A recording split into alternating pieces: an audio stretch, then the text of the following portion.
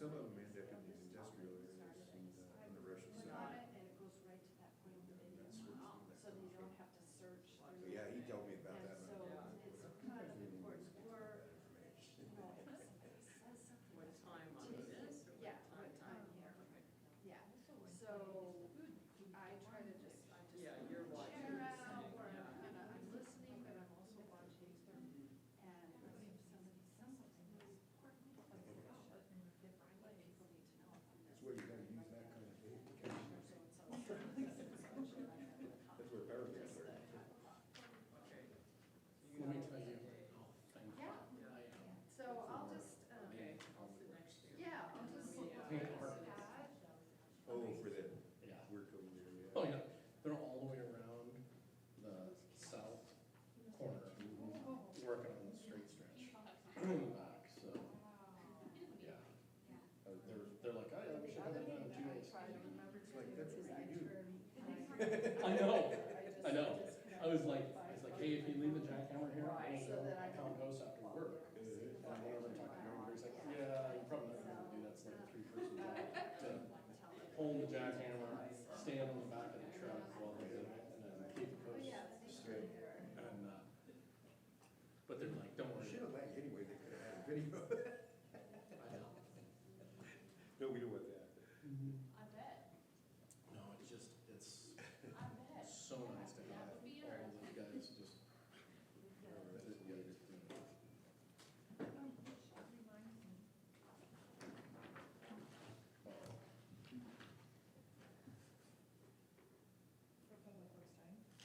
Yep, so that, that should come out of that,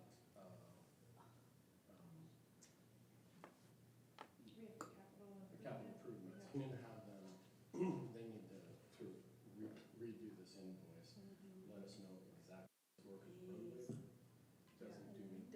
Doesn't do me neither. any good. I wanted to get your take on it, Yeah. so I get some suggestions on what to pay for. Yeah, it should come out of the capital, anything now that's coming from them should come out of our capital improvement fund. We're gonna have to do a supplemental in there, I know. But their invoices need to have the specifically for Fairgrounds A track. good description. Yeah. Yep, I agree. Okay.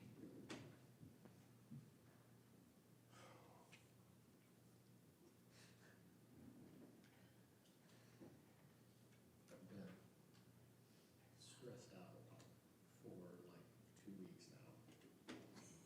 I bet. Well, I can relate a little bit. Well, no, I know, it's, the problem was that you're waiting on something to come in from overseas and don't know how long it's gonna take to put in, and you got a deadline, and Yes. And people counting on it. Well, hopefully we can avoid that. no, I think, we will avoid that, most definitely. The it's been very good.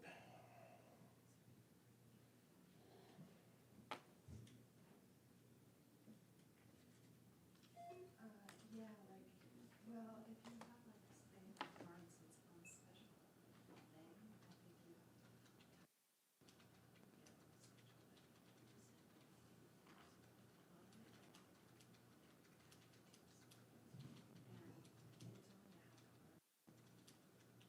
there's nobody, but sometimes there's still.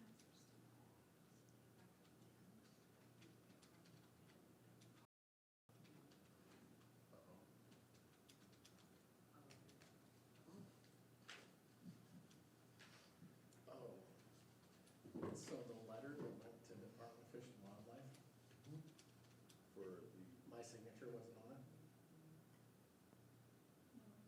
but it didn't say absent either. So they, I just saw a letter from Jim Brown saying, hey, why didn't Andy sign this?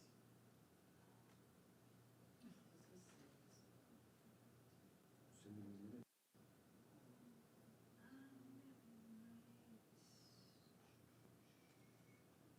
Okay, there it is.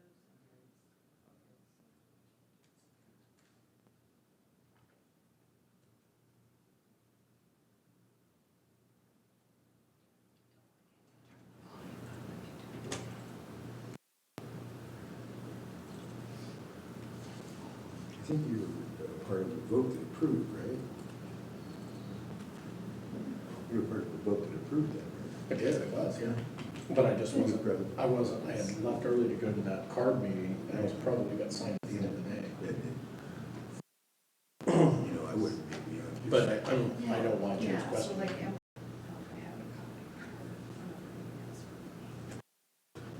Yeah, it's just, it's pretty concise.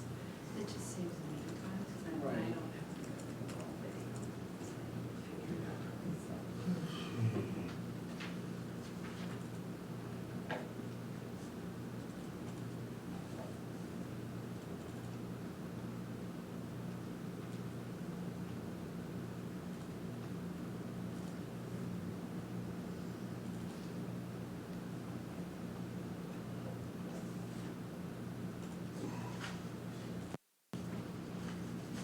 Yes, this will be.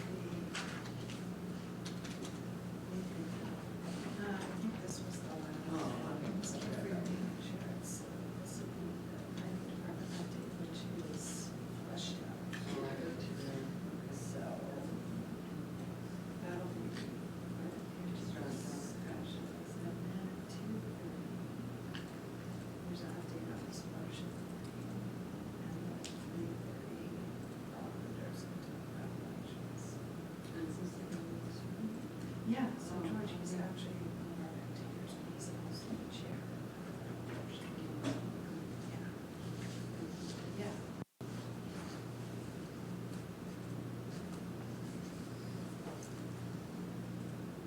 So we have in the minutes your direction to Ms. Hubbard to draft the response letter. Uh-huh. So you, that conversation was from you.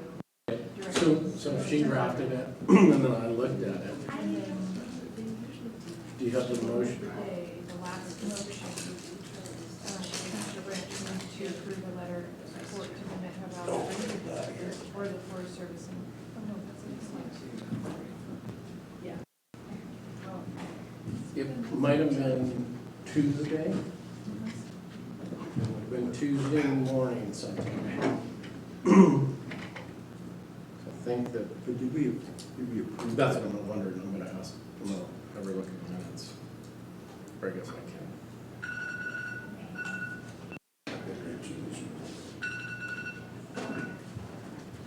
This is Chris.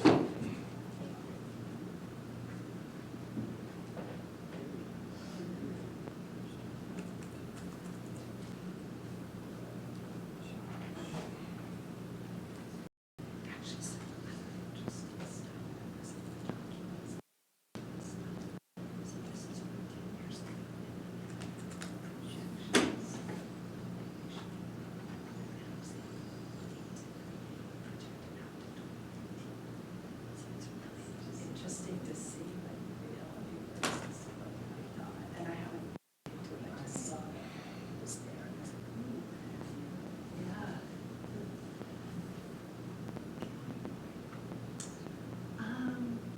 Actually, I think this was just, yeah, I think it was a part of there was like a lot of documents. Say that it was so long, there was hundreds of pages Oh. of stuff. I don't even. Just scan quickly to learn from. You can easily add it. So Jeffs did make a motion.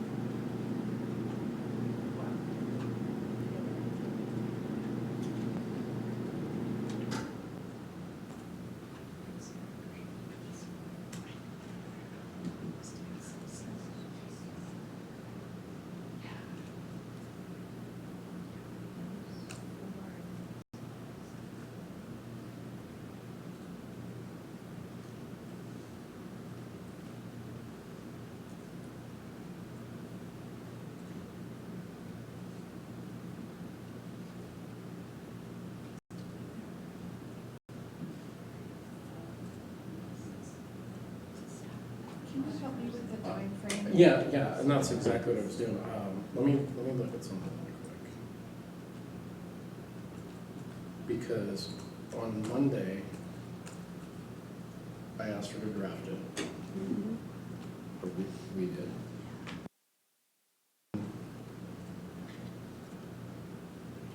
So that would have been That on Tuesday, 8/12. Tuesday, 8/12, yep. Yeah. Partnership, or 8/13, I'm sorry, Tuesday, 8/13. Attached is the first draft of the responsive letter. Yep, so that came in Tuesday, 8/13. I opened that letter, I read it. I said, yeah, that looks really good, the way that she drafted that. I moved to, So that was what, yep, so, and That was the day that you guys weren't in your normal state, right? say, Lainey put on letterhead,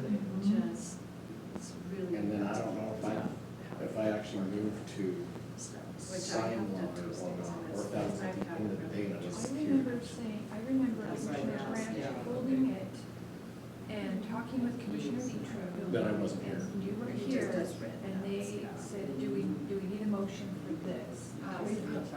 No, Most letters don't really need a motion, but certain letters should, and they felt that that one should.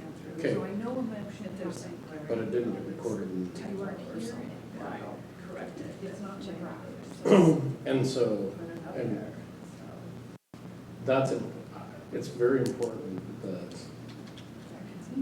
well, it's very important that either that the absence stamp gets put on that letter, that my signature's not void on there, because I wanna make sure that they knew that I just wasn't here when they moved to approve that. you want me to redo? I think it would be good if we did that.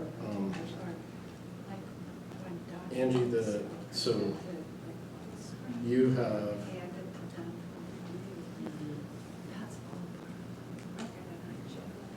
an email that just came in that says, I just came from my mailbox and have a letter from the commissioner signed by all but Angie Hubbard. Is the letter coming, or is there a disconnect and someone else already did so, like maybe Melissa? I scanned it, here it is. Lainey, do you want me to forward this to you? Do you want to respond to him? Sure. Okay. I printed the letter for signature at 3:40. So this, I'm gonna guess. And I was that gone, she and I was said And you gone. were gone at that point. Yep. So, ask her for a comment. Okay, so I just forwarded you that email from him. I haven't had this. And, I don't know what the protocol would be. I would like my signature on that letter. So I don't know what the protocol for that is, if we've already sent it and already got. well, we could discuss in today's minutes that it went out without your signature and without the absent, and that you would like to have signed it, and we can just re-sign it. Okay. And resend it. Okay, that's the first thing on your agenda, isn't it? Yes, it is. Okay.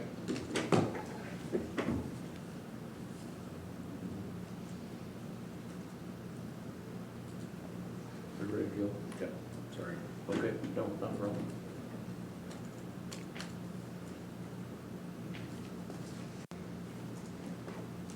Good afternoon. Distance goes, you almost have to be static on it. So the first item of discussion for the planning department is the letter to, The clerk of the board put it on letterhead. Unfortunately, I was gone, so I don't know if everybody's okay with. I move to resend the letter. With all three signatures. Second. Motion second for discussion, all in favor? Aye. Thank you very much.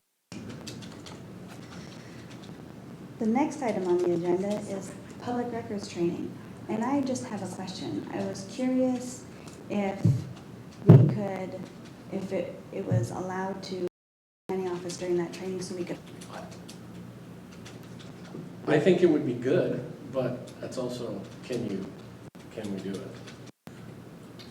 Normally, when we close this office, it has to be properly noticed to the public.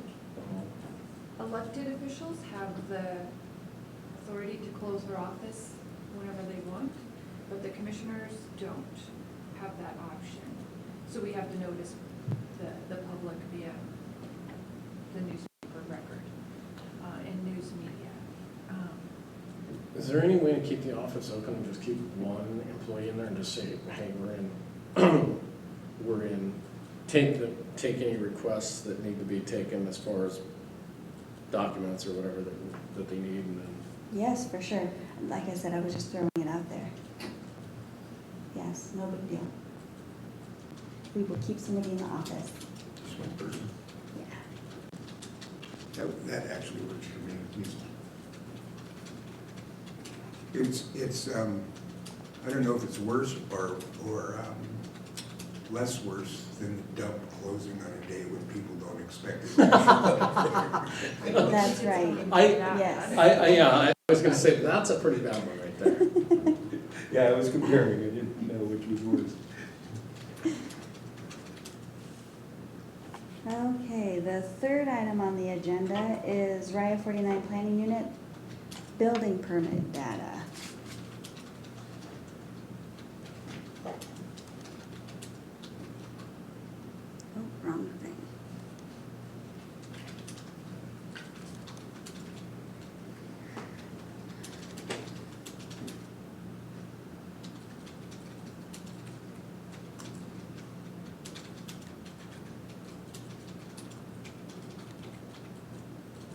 Sorry, I didn't open it on.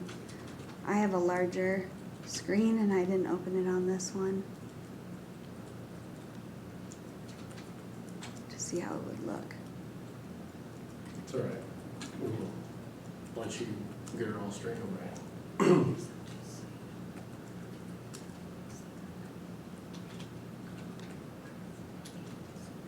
come on.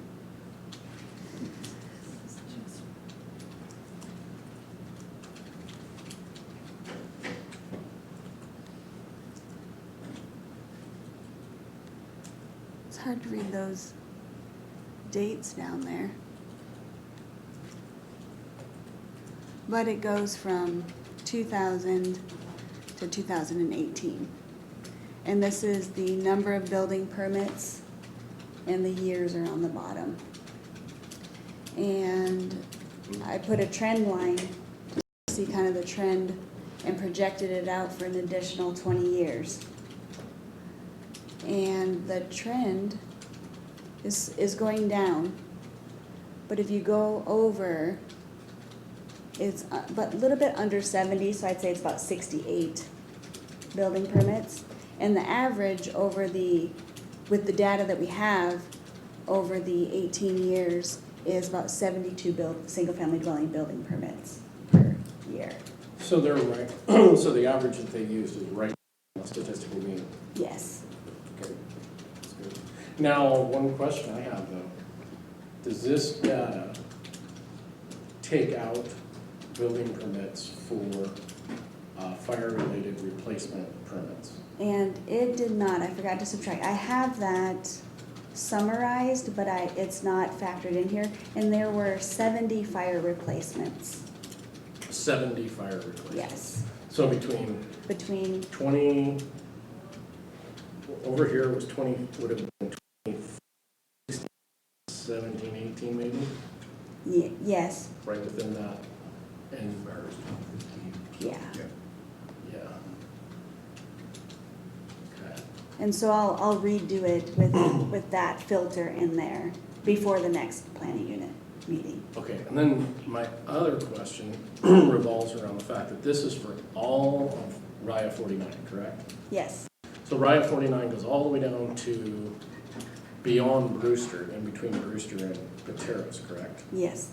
The line somewhere over in So there. this factors in all of the building permits that are actually, whether the wells are probably influenced by the Columbia River? Potential. I know you can't, you don't know, because ecology has not sent us down the Okanogan River. Could be. One thing that is removed is the tribal bill if we processed them. So there was like maybe a handful, so you don't get a real picture of what's over there. And plus they're, Yeah, I mean, whatever they're gonna do to account for their water system is, I guess, Yes. beyond the scope of what we're gonna yes. be doing. The other item on here is Jean is working on the Huck 12 boundaries and getting a number of developed versus undeveloped lots and the amount of well logs that are in each that the planning unit asked for last time. Okay. Oh, Jean Wilson, the GIS staff. I thought she said Sorry. Gina also, and I was like, oh, okay.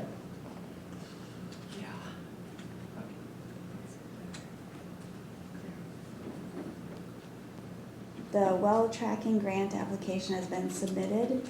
There was a little bit of disconnect with the turnover of me versus Perry as far as having the responsible official. And so there were some changes, and so that now has been formally submitted. So there was a little delay on that grant application. And tonight is the planning commission for the comp plan DEIS. I've gotten a handful of comments, about 4. Some of them are asking to extend the comment period because it landed on September 3rd is the end of the comment period, and with the holiday, they'd like that extended out to the 19th. And I talked to Chief Civil Deputy Dave Getchis, and he didn't have a problem with extending that comment period to the 19th, September 19th.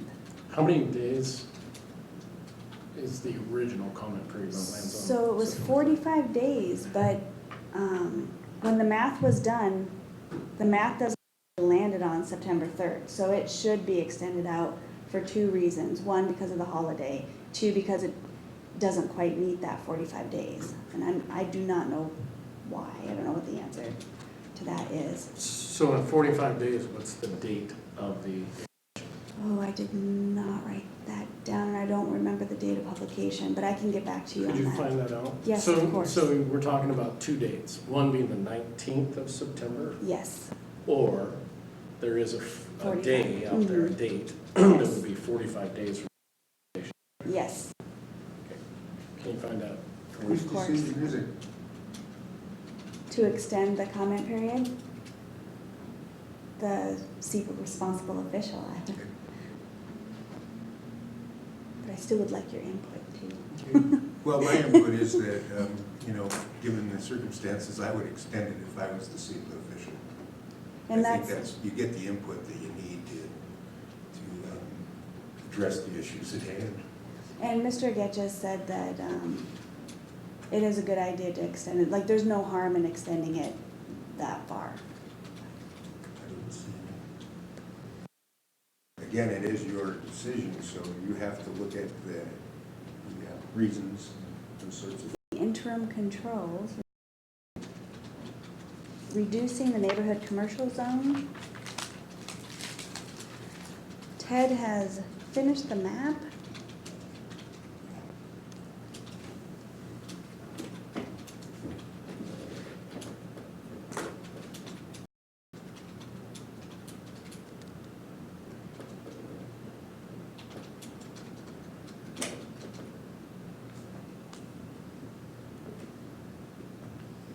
And I'm just gonna take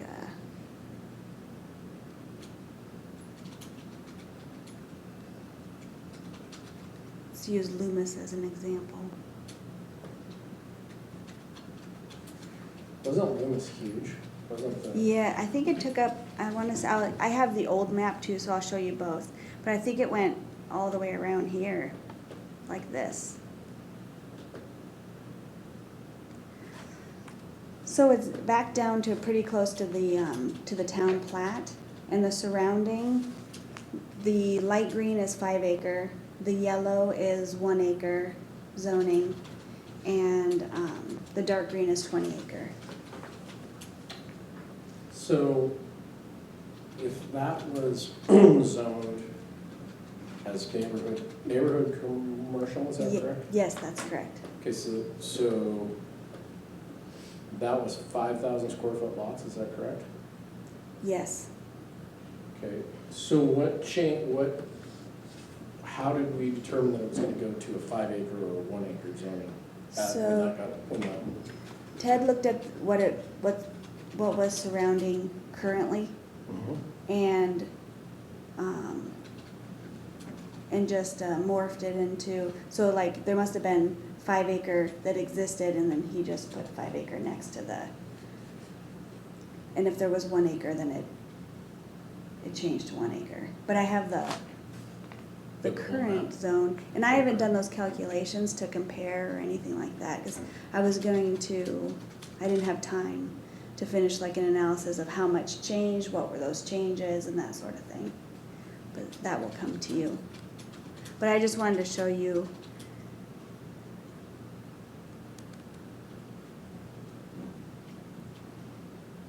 Yeah, you can definitely see the difference. And I didn't have time, I was gonna have them make a side-by-side comparison. And it's blurry, I don't know why this map is like that, but you can see that this is 5 acre here. And so when he brought it in, he just brought the 5 acre in. And I think all of the ones stayed the same, but I'll get those calculations to make sure.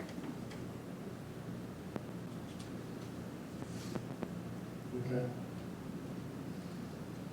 Yeah, just kind of a preview.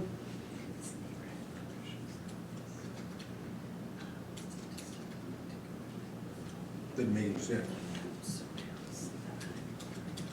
As to why it went from 5,000 to 5. Well, we had a discussion today on ideology and things like that. I think that's kind of the driver. Because I can't, for the life of me, go and think, justify, or think of why you would do that. Why you would do, Allow the expansion of a community that has no infrastructure to 5,000 square foot lots. Yes. I mean, can you get a septic system for a 5,000 acre? oh no, I'm okay with I'm okay with reducing it down, they don't need to have. Well, that's 5,000. all I'm saying. Oh, yeah, they don't need to have 5,000 square foot lots like way out there. I was curious what you thought about how the 5 acre and the 1 acre mesh together.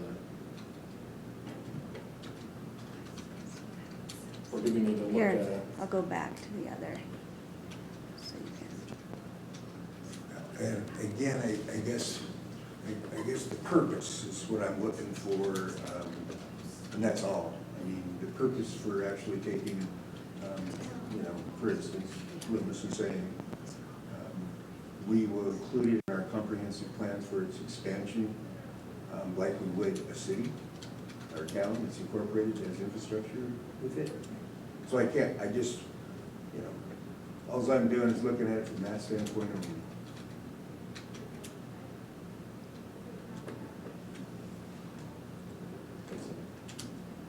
Are you okay with shrinking it down, or do you want it not to exist at all? I guess that would be my question. As a neighborhood Commercial zone?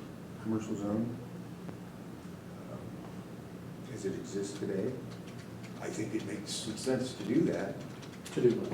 Leave it as a neighborhood commercial zone based on what the existing development is. That's what the term, if I might step outside of our planning template and look at growth management, that's basically what it's looking at. It's looking at, there's these communities that developed over time. Some of them were platted intentionally and that was the intent. It was an incorporated community. Those communities over the years that were incorporated grew. They had to build infrastructure. They had to do some things to make a community like that work. And so they don't have a government. I apologize, because I'm not quite following you. So right now, as Loomis exists, the neighborhood commercial is way outside of the town plat. Yes. Okay, the zoning, 5,000 square foot, is way outside of the Yes, town. we're on the same page there. Okay, So this map and a proposed amendment to the zone code would be to shrink the neighborhood commercial down to the existing town plats. Exactly. Okay. And to change the zoning underneath those 5,000 square foot lots to match kind of what was existing around them, 5 acres or 1 acre. Correct. Okay, good. So we're going in the right direction, and I'll get that resolution and. Can you show us another, is there another one that wasn't? Oh, sure. What would you like to see?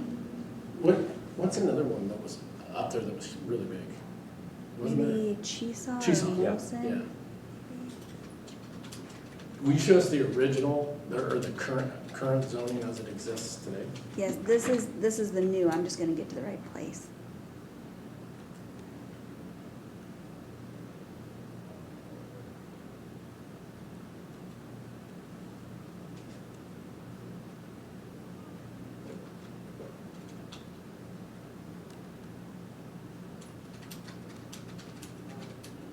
And I do They're apologize. huge.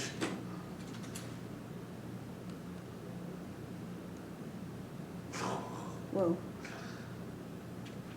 I know it's blurry, but. No, that's all right. You can see it from outer space.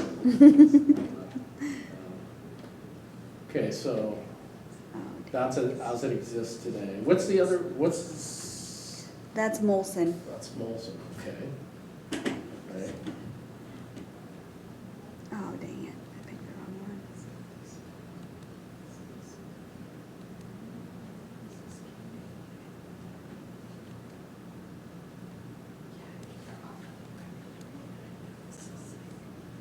Next time, I'm gonna see if I can just get the data. Where are you going there? I zoomed in too far, sorry. She just wanted us to see Hubbard Road. Yeah.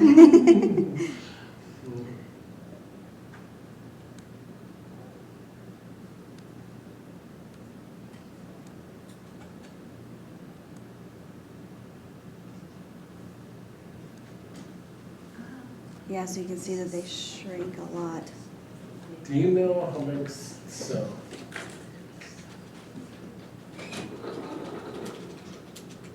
so did that go to 1 acre zoning then, around there, is that what that light yellow is?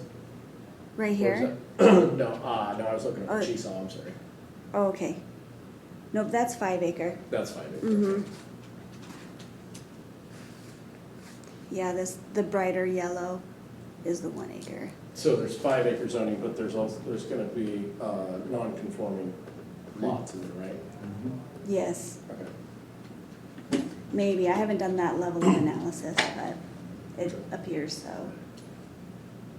But if you look at those small lines and how they're laid out there, that's because of a development. The ones down there, below Chesaw. Headed up around, that's, Right there. Neely Road, probably, yeah, but right there.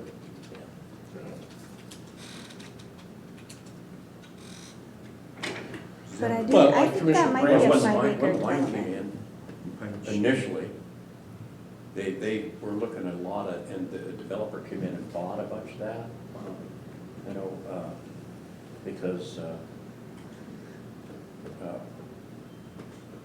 Grant Hines is, Enzi is, move your arrow down slightly, Angie, a little bit more, that's his there.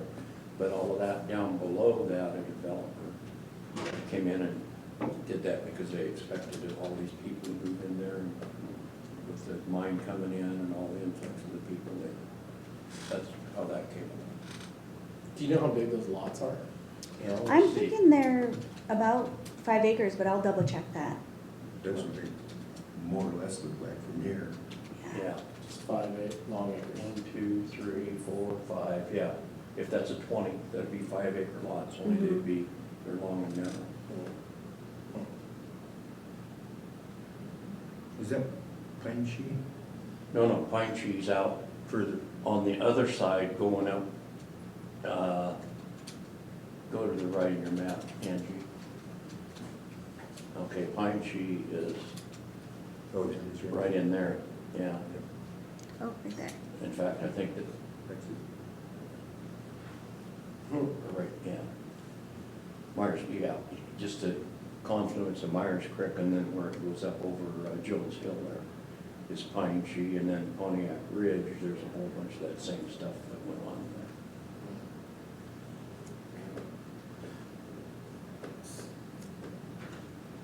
So I'm good with looking at shrinking those things down. Yeah. It's fun with that. I don't Okay. think that 5,000 square foot lots up in Molson and Chesaw and Loomis and stuff like that, as Commissioner Branch pointed out, you have no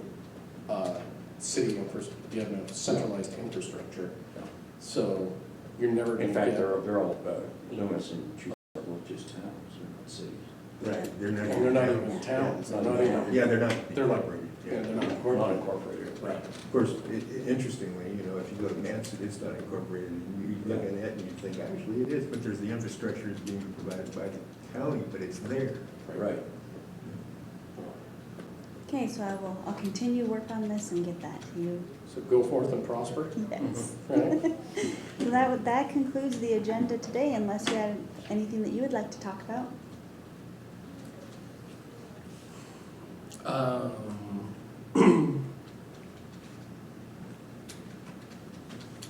When you're on the WRIA 49 in the meeting, are you just providing kind of the technical information, or are you helping? I know Craig's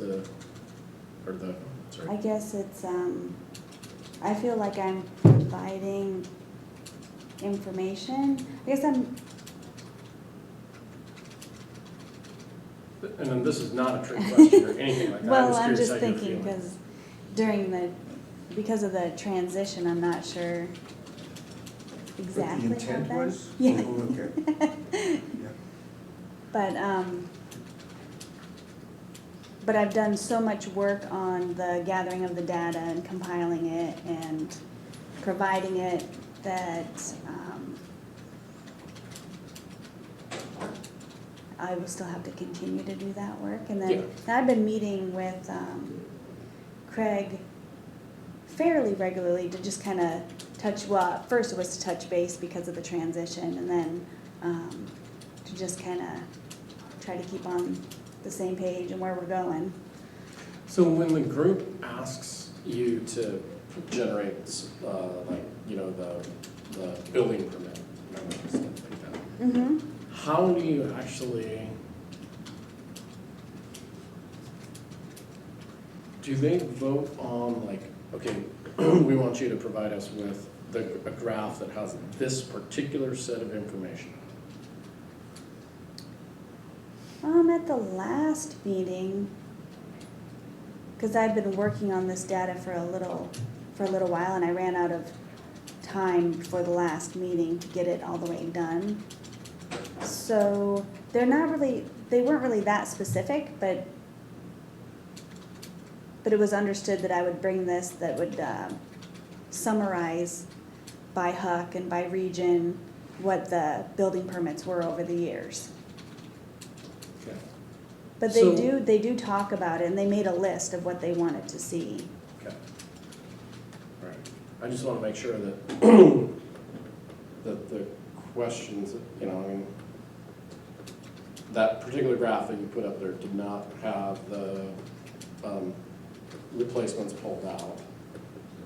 And it also has everything, that's south of an imaginary line that DOE should, and if you two are okay, I would ask DOE if they could tell us in WRIA 49 where the influence of the Columbia River versus the Okanogan River is.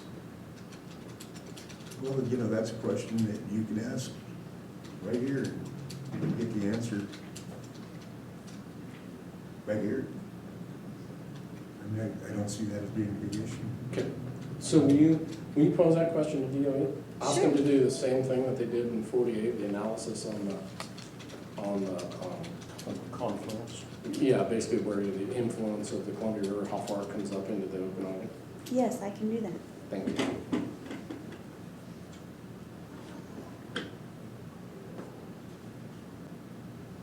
And I guess I'm not trying to get to a number that drives down necessarily what the average is.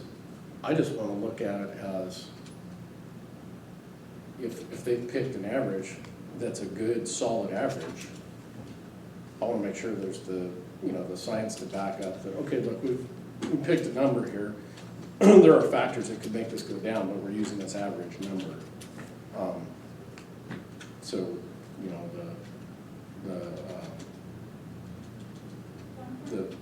it's a reliable number, or it's as reliable a number as you could get. Okay, I understand. I'll get that for you. Anything else you want to talk about today? We'll get talked about later. I kind of figured, but all right. Well, thank you very much. I'll Thank see you. you back here in just a little bit. Okay.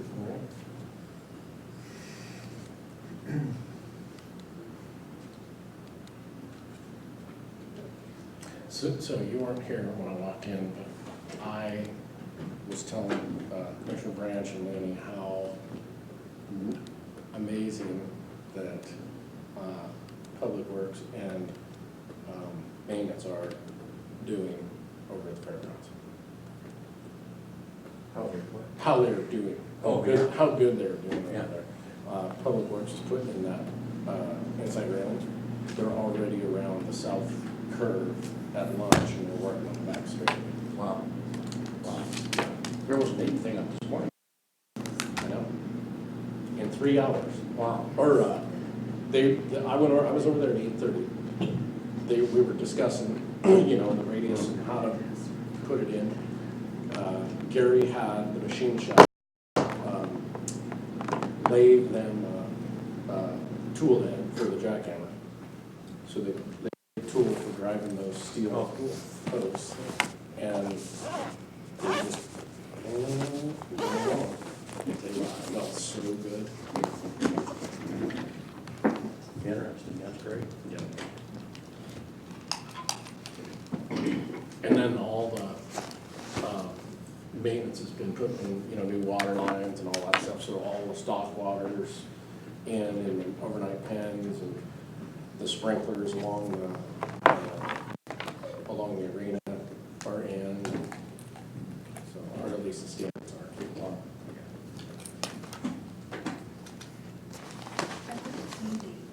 Yeah. I noticed in the minutes, Laney, if you wanna, did you see that? Forest Service Director. Yeah, you had Forest Service Director. Regional Director Yeah. of Fish and Wildlife. Yeah, WDFW Regional Director. I would, Was that on the 13th? 12.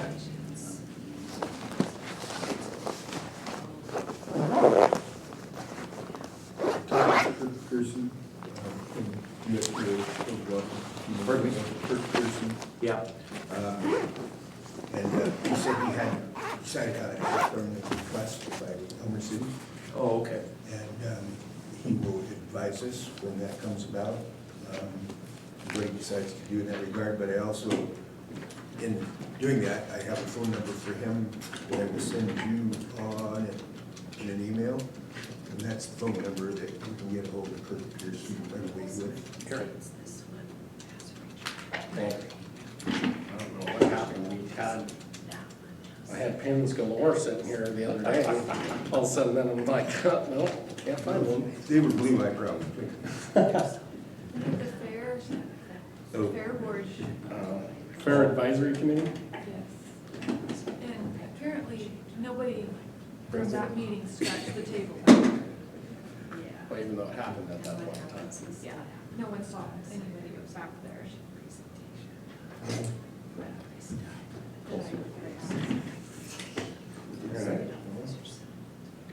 Last week, we noticed after the fair board met, that the table was really scratched. Like someone went up one and then down the other a few times and made some deep gouges in it. did you say? Were you- I wasn't at that one, so no, you can't blame it on that. Okay. I'm traveling to the Methow Valley during the first week of September to do some reporting on possible bear reintroduction in the North Cascades. Kind of give, I don't know, just a synopsis, not be totally negative about it, just kind of give my thought, you know, I've talked to You want my bear sign? a number, no, I want to be, you know, just provide information, I guess, about, you know, the things that I've seen and heard. Well, you would be more in tune to what the opinion of the valley is than I am. And so you do that at your discretion. I think it's a mixed bag, but I've heard people from all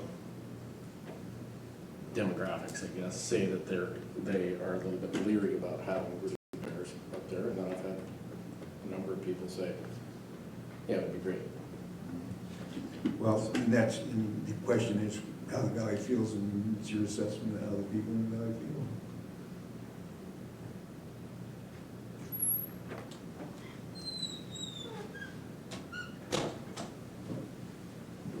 Correct.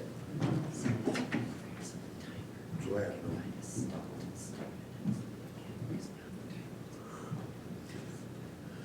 I'm trying to do a little better with my communication about who I'm meeting with and what I'm doing. I have a question for you. Oh, here it is, right here, I think. In one of the descriptions of the planning director, there was a particular language you were looking for, and from one of the others. Oh, yeah. Was it this one right here, the ability to develop and maintain effective working conditions? No, I think it was in the very beginning of one of them. I think it might have been in the very beginning of this one. This one, I can't remember what this one No, it wasn't that one. So there's is. So another I'm going through them. There's another one though that says nature of work, or Okay, I'll have to, some of these were. do you want to look? Yeah, would you? I have a draft here, I want to make sure I put that specifically in here.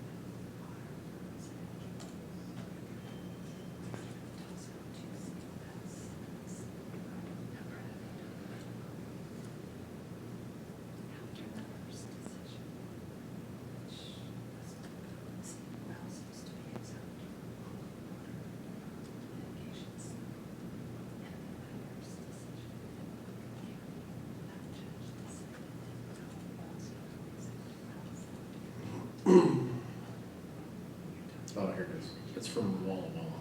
Okay. So it's the very, in the job summary, Was that a PDF file from Walla? that was a Word. Okay. Yeah, so you can just cut it out.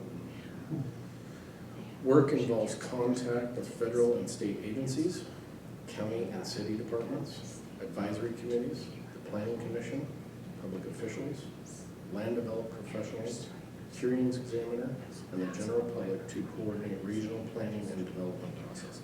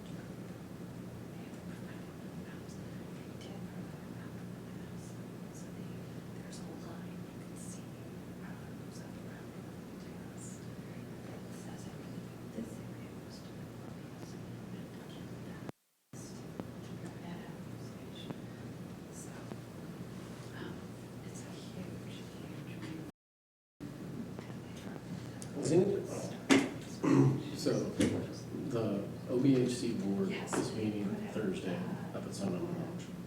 This coming. I think you were gonna be gone. I know, I'm pretty sure Commissioner Ray Campbell is gonna be gone. I wanna make sure that we didn't. What day was it? Thursday. Yeah.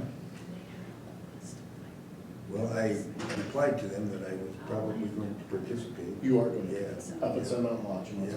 Okay, we need to notice that. Yeah. Yes, you'll be there too. You look real quick, I'm sure that was, because I thought I replied to them actually, but maybe it's Thursday is.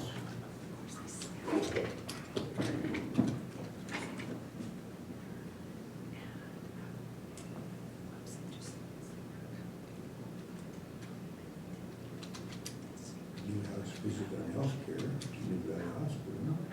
On the 22nd? Yeah, I know. And then OBHC, yeah. Yeah, so I was, yeah, we'll notice it. Okay. We'll both be there. The, Yeah, the OBHC's board meeting. So, but this is what's really, so, yes, there's been this whole. 22nd. at 9 to, what is it, 9 to 2? Well, I have here. No,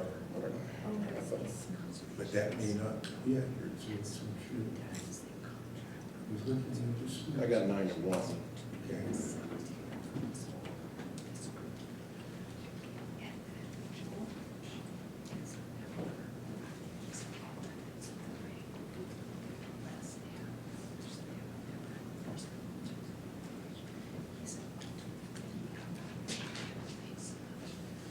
Because I think, you said how many lines are out? Yeah. I just want to make sure, you know, things properly noticed for there.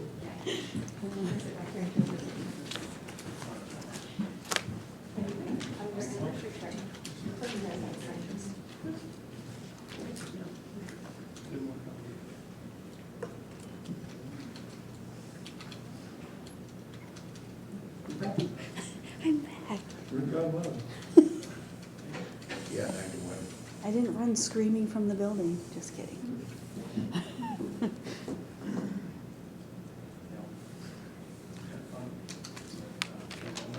me forward the email to you.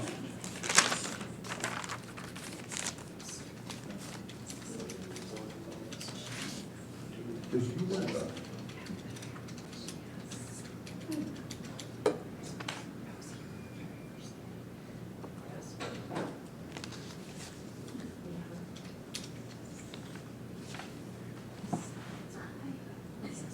and I think I included an email to show the phone number for,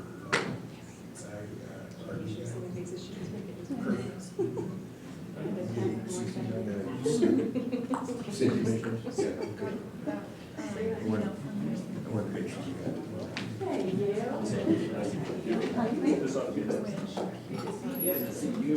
I wrote your letter of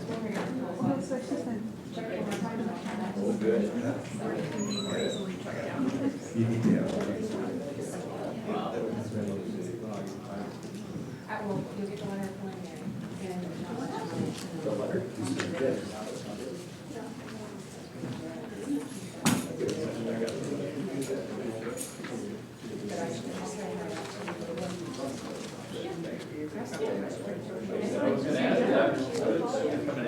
Yeah, you saw it too. no,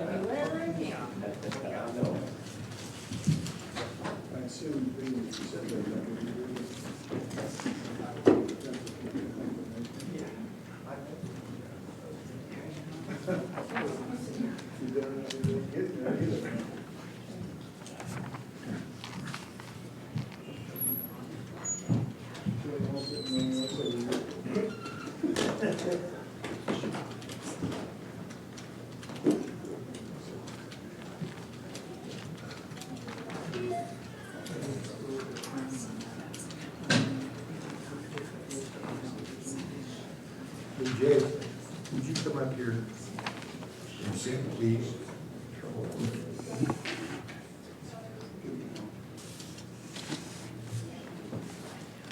This is a conversation with the initiating government.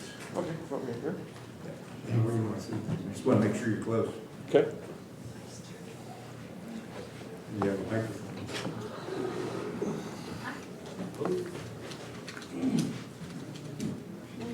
We have a seat reserved for you. That's what I was afraid of. You didn't tell me this part. I wasn't aware of this part. The prosecutor will be in a minute. I was gonna say, we're behind the counter over here. You're safe. It's nice and cool in here, though. It is nice and cool. Probably better than your Jeep. Not this morning. It's cool this morning. 57. I'm enjoying that. Craig could probably. You join us? I know you won't be guilty by affiliation. PRB. Well, probably if you sit too close to me. I would never see Because Go you sit ahead. too close to me. Worse. My wife will appreciate covering up the bruises she I was covers. gonna say, he is guilty, but it's got a seat. I don't know who's more dangerous, you or Todd. I say him. See? Right there. Thanks for proving me right.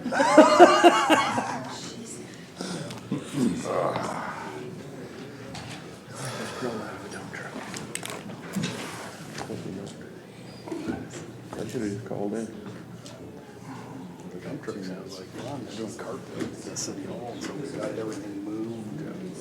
Sneaky and easy. It's coming on this side. What's that? That cloud gains when it's coming down this I side. know. Grass. When it's really On that dirt. Yes. because I can base this single, it's my best. The dude Yeah, goes but it's in just really- I just pulled them up 3 days ago. there? Okay. We always have somebody small out there for a couple weeks at a time, it seems like. Talked to him today and he said he'd be out of there in a couple days. Okay. Grand portals, I'm fine. Might not feel like that. These-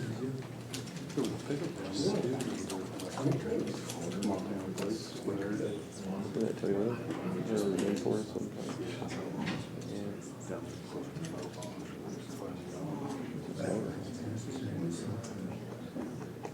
Where you hauling dirt to? Dirt. Long haul. What do you do with it there? It takes 30 to 50 loads every year. I don't know if we have 30 to 50 loads. There's, I would say there's probably 18 there. Because we pushed some of that stuff back, some of that stuff should be pulled out of the brush. Built down, Lots of dirt there though. Nothing. Should know, but he You can didn't. take some of that stuff. Okay, it's 2:30. Update watershed planning unit, fire 49 representatives, Craig Nelson and George Thornton. Actually, the meeting was intended for the initiating governments. Craig Nelson was the facilitator, thus he was asked to attend. And George Thornton was the chair of the planning unit, he was asked to attend to it. I thought he was gonna come, he's not here yet. Okay. But the most important characters are the. So, wait a Characters, second. characters. Characters. I would go ahead and go forward. Okay. So where do we start? Well, You go. Pardon? You called the meeting. Yes. Yes. I asked the county commissioners whether or not they wanted to meet with initiating governments to make sure we're clear on some issues. And there were some brought up by Commissioner DeTro regarding the process that the planning unit is involved in. And that concern was that the Department of Ecology was actually running the process. And so it didn't look like it was going to turn out to be a fair process. There were some other things that you brought up that you might want to share with the group, I don't know, but I thought it would be important to check in with the initiating government if this is what the situation is, and then we need to address it as the initiating governments, because in fact, the planning unit will end up with recommendations to the initiating governments, and we want to make sure the process is truly representative process from here forward, if that's the case. So Jim, did you want to share? Yeah, my concern was, and during our conversation when Chris decided to convene the meeting, was that I had met with our 2 state representatives and our senator from the 7th district, and they had expressed some concerns that they wanted to make sure that the process the wheels weren't coming off. And the fact that one of the main things too was that kind of prompted the conversation was that in the meeting that I went to, Wes McCart, Commissioner from Stevens County, was invited because he'd gone through 2 WRIA processes successfully, and it did not take as much time as we have spent on ours. And during that conversation, it came up that OCR, Office of Columbia River, had 200 acre-feet of water available. And my question was, why did Ecology not make this planning unit aware of that from the beginning? Because that solves a lot of problems and answers a lot of questions. If we're only going to mitigate for 24 acre-feet, and we have 200 acre-feet available, let's initiate the process to go out and buy the 200 acre-feet and mitigate the water and get on with this process and cut out all the garbage. Were you guys aware of that? No. We were recently aware of that, Yeah, that there was 200 that's my acre point. feet. I think that where we're hung up now is once we need to do the math. We need to show our work as to where that water needs to go, which one of the sub-basins we need to go, how much is going to be, what's the word I'm looking for? Consumptive use. Consumptive use, right? And I think once we get our contractors in place to go out and do that, it will go much quicker. Finding the water is not a problem. Exactly. Finding out where to put the water and how much to put in different locations. At least that's my opinion. You guys can share your thoughts. I guess that's mine too. You said the wheel's coming off. Hell, we ain't even left the driveway yet. Yeah. I think we are looking at a small chunk of water. Logistically, we've been working on with the planning body, trying to get everybody on the same page. We need to quantify those amounts, and then figure out the projects. That real discussion, I think, needs to go around that. We've got some consultants coming in to help us identify some of those things that we need. But it is, like Jay said, I think we really need to show the work. We haven't been able to do that yet.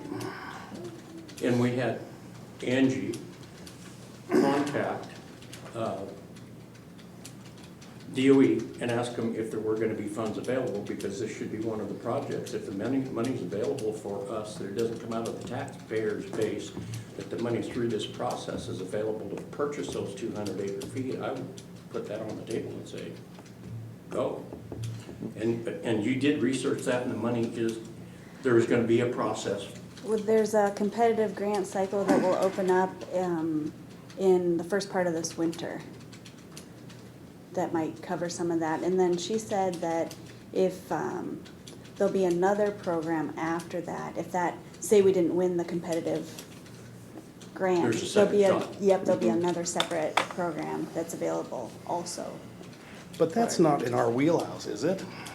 We're supposed to identify the quantity and identify the Yeah. projects. Right. The implementation, it doesn't say anything really about implementation in this. It says it's an update to the watershed plan. Right? Which is a misnomer, but yes. Right. Well. It is and it isn't. How is it a misnomer? Well, it's in the sense that when people say update the watershed plan, they want to take the 3-inch binder and update every page of Yeah, the sucker. no, I'm That's sorry. the You're misnomer. right. Yeah. There are So specific the section- sections the that need to be section of updated. Projects, and that is the portion that needs the update, right? And the water budget, And the water budget. yes. Okay. Which the water budget is essentially replaced with what they were talking about as far as how much water is available, what is the consumptive use demand for the next 20 years. And where it's gonna go. And where it's But gonna that's a go. quantitative number, that can be It, figured out. it is a mathematical problem essentially, and that is why at our last couple of planning unit meetings, we have been talking to the planning unit, and more pointedly, I guess, at the last meeting, of our next meeting might be the last one for a while, because we need to give the consultants time to do exactly what they're doing. It is a process that I was made aware of about 3 or 4 months ago, that the Stevens County process, and have been having conversations with the initiating governments about, and with Perry before he left, about going that route of let's hire a consultant to go out and do all of that work. But let us not forget, the other part of that is also required in the legislation is doing the net ecological benefit analysis of projects that will improve salmon habitat. So those have to be identified, and the analysis of those has to be done. So I have a question on that. Yeah, All right, so they ask for net ecological benefit, which, so I was just reading this, I love this, how they put this. How, when they're looking at the net ecological benefit, okay? If I have 100, let's just say that I have 100% water for water usage, okay. okay? Can they tell me that that is not, there is no net ecological benefit to that? I mean, I want to know, are they asking for above and beyond? So if you can identify water for water, then do they say, well, yeah, but you also have to have a portfolio of projects, and we are going to, even though net ecological benefit is not a scientific term, they can't quantify it, are they still gonna look at it and go, yeah, but you don't have enough projects in there to make fish happy, or what? I don't work for ecology, so there's no way I'm gonna even take a wild guess at that answer, to be perfectly honest with you. My stance is that in 18 months' time, if we don't have a plan that meets ecology's version of net ecological benefit, they go into rulemaking. And that's a process that I don't think that we're gonna like the results of. No. And so, from that standpoint, do you have to somewhat, if you will, play the game? Yes. Give them some projects that are already on lists. I mean, we've had technical committee meet a couple of times. They've come up with a list longer than any one of our arms that they can put into that process. And that's part of the grants that the county applied for, was to hire a consultant to collate all those projects, work with the local biologists and others to prioritize them, and then run them through the EDT model, where you can literally toggle on and off different criteria, so that you can kind of say, well, if we do this but not that, what do we get?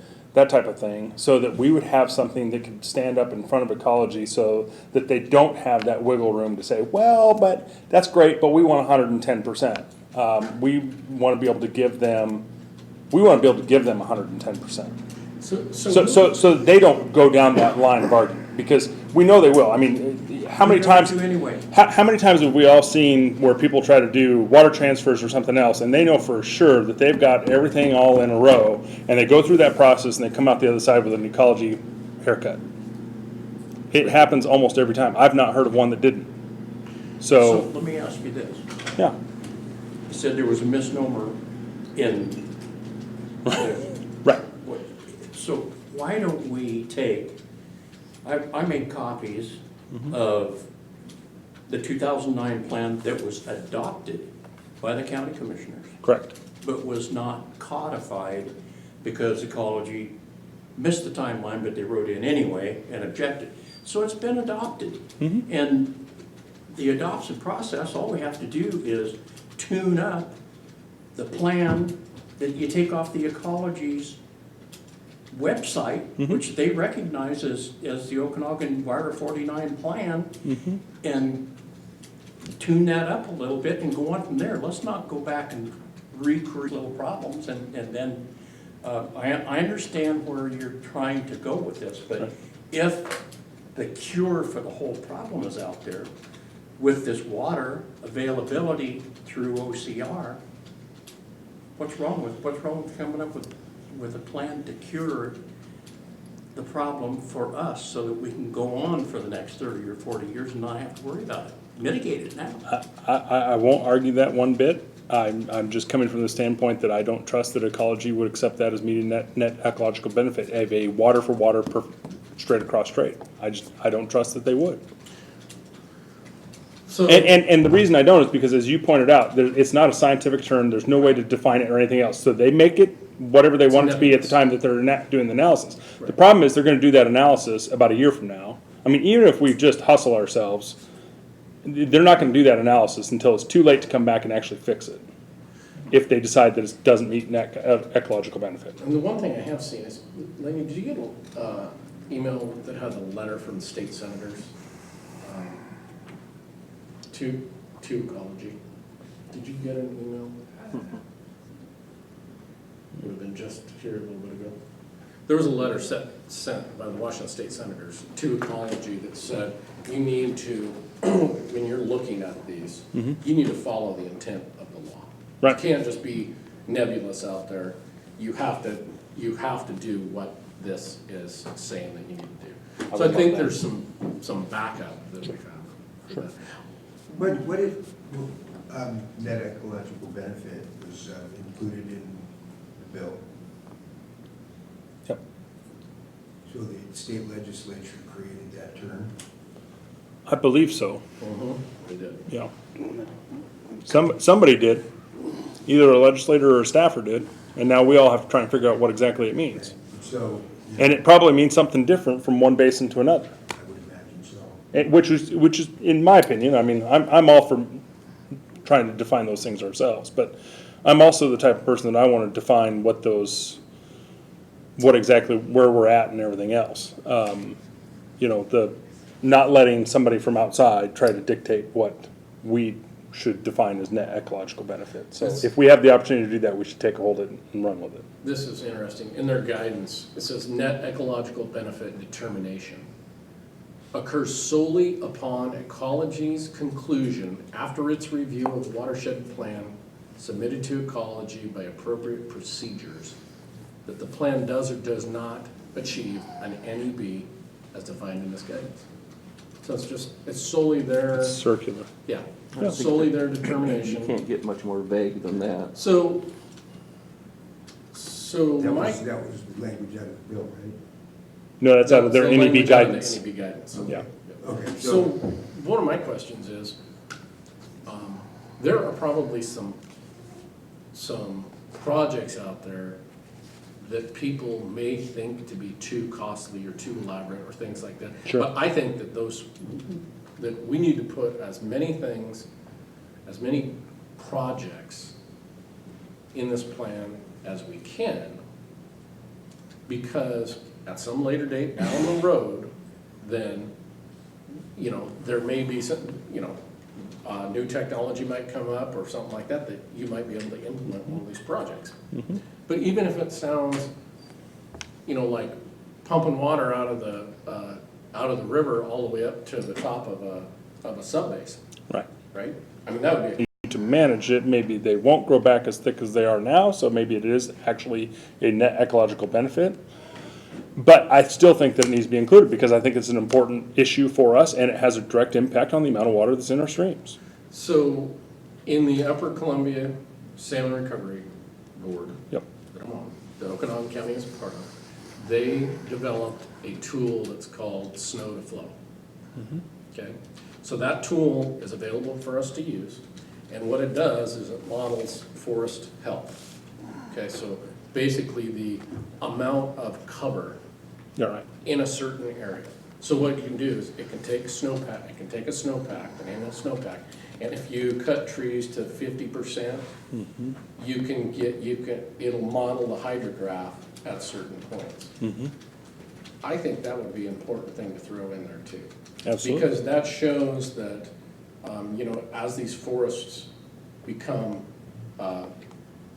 too densely populated, that they're actually sucking up a lot of the water, and that managing these forests actually help to improve flow in certain times of the year, certain parts of the stream, things like that. So there are some tools out there that I think could be Good to know. utilized to do just that. Yeah, and I think, identifying projects like that, or, even like your hypothetical example of pumping water to the top of a basin, even if they're not done right now, it points a stance on policy from the community, from the planning unit, that is ultimately, I'm assuming, adopted by the three represented here initiating governments, goes through ecology, gets approved there. It's a policy statement of what's important, and the things that are really important and necessary to protect and improve the health of our watersheds. So if that's forest health, that's forest health. If that's distributing water from the places where it is currently in abundance to the areas where it's not, if that's what the group wants to do, then that should be the priority. It should be listed.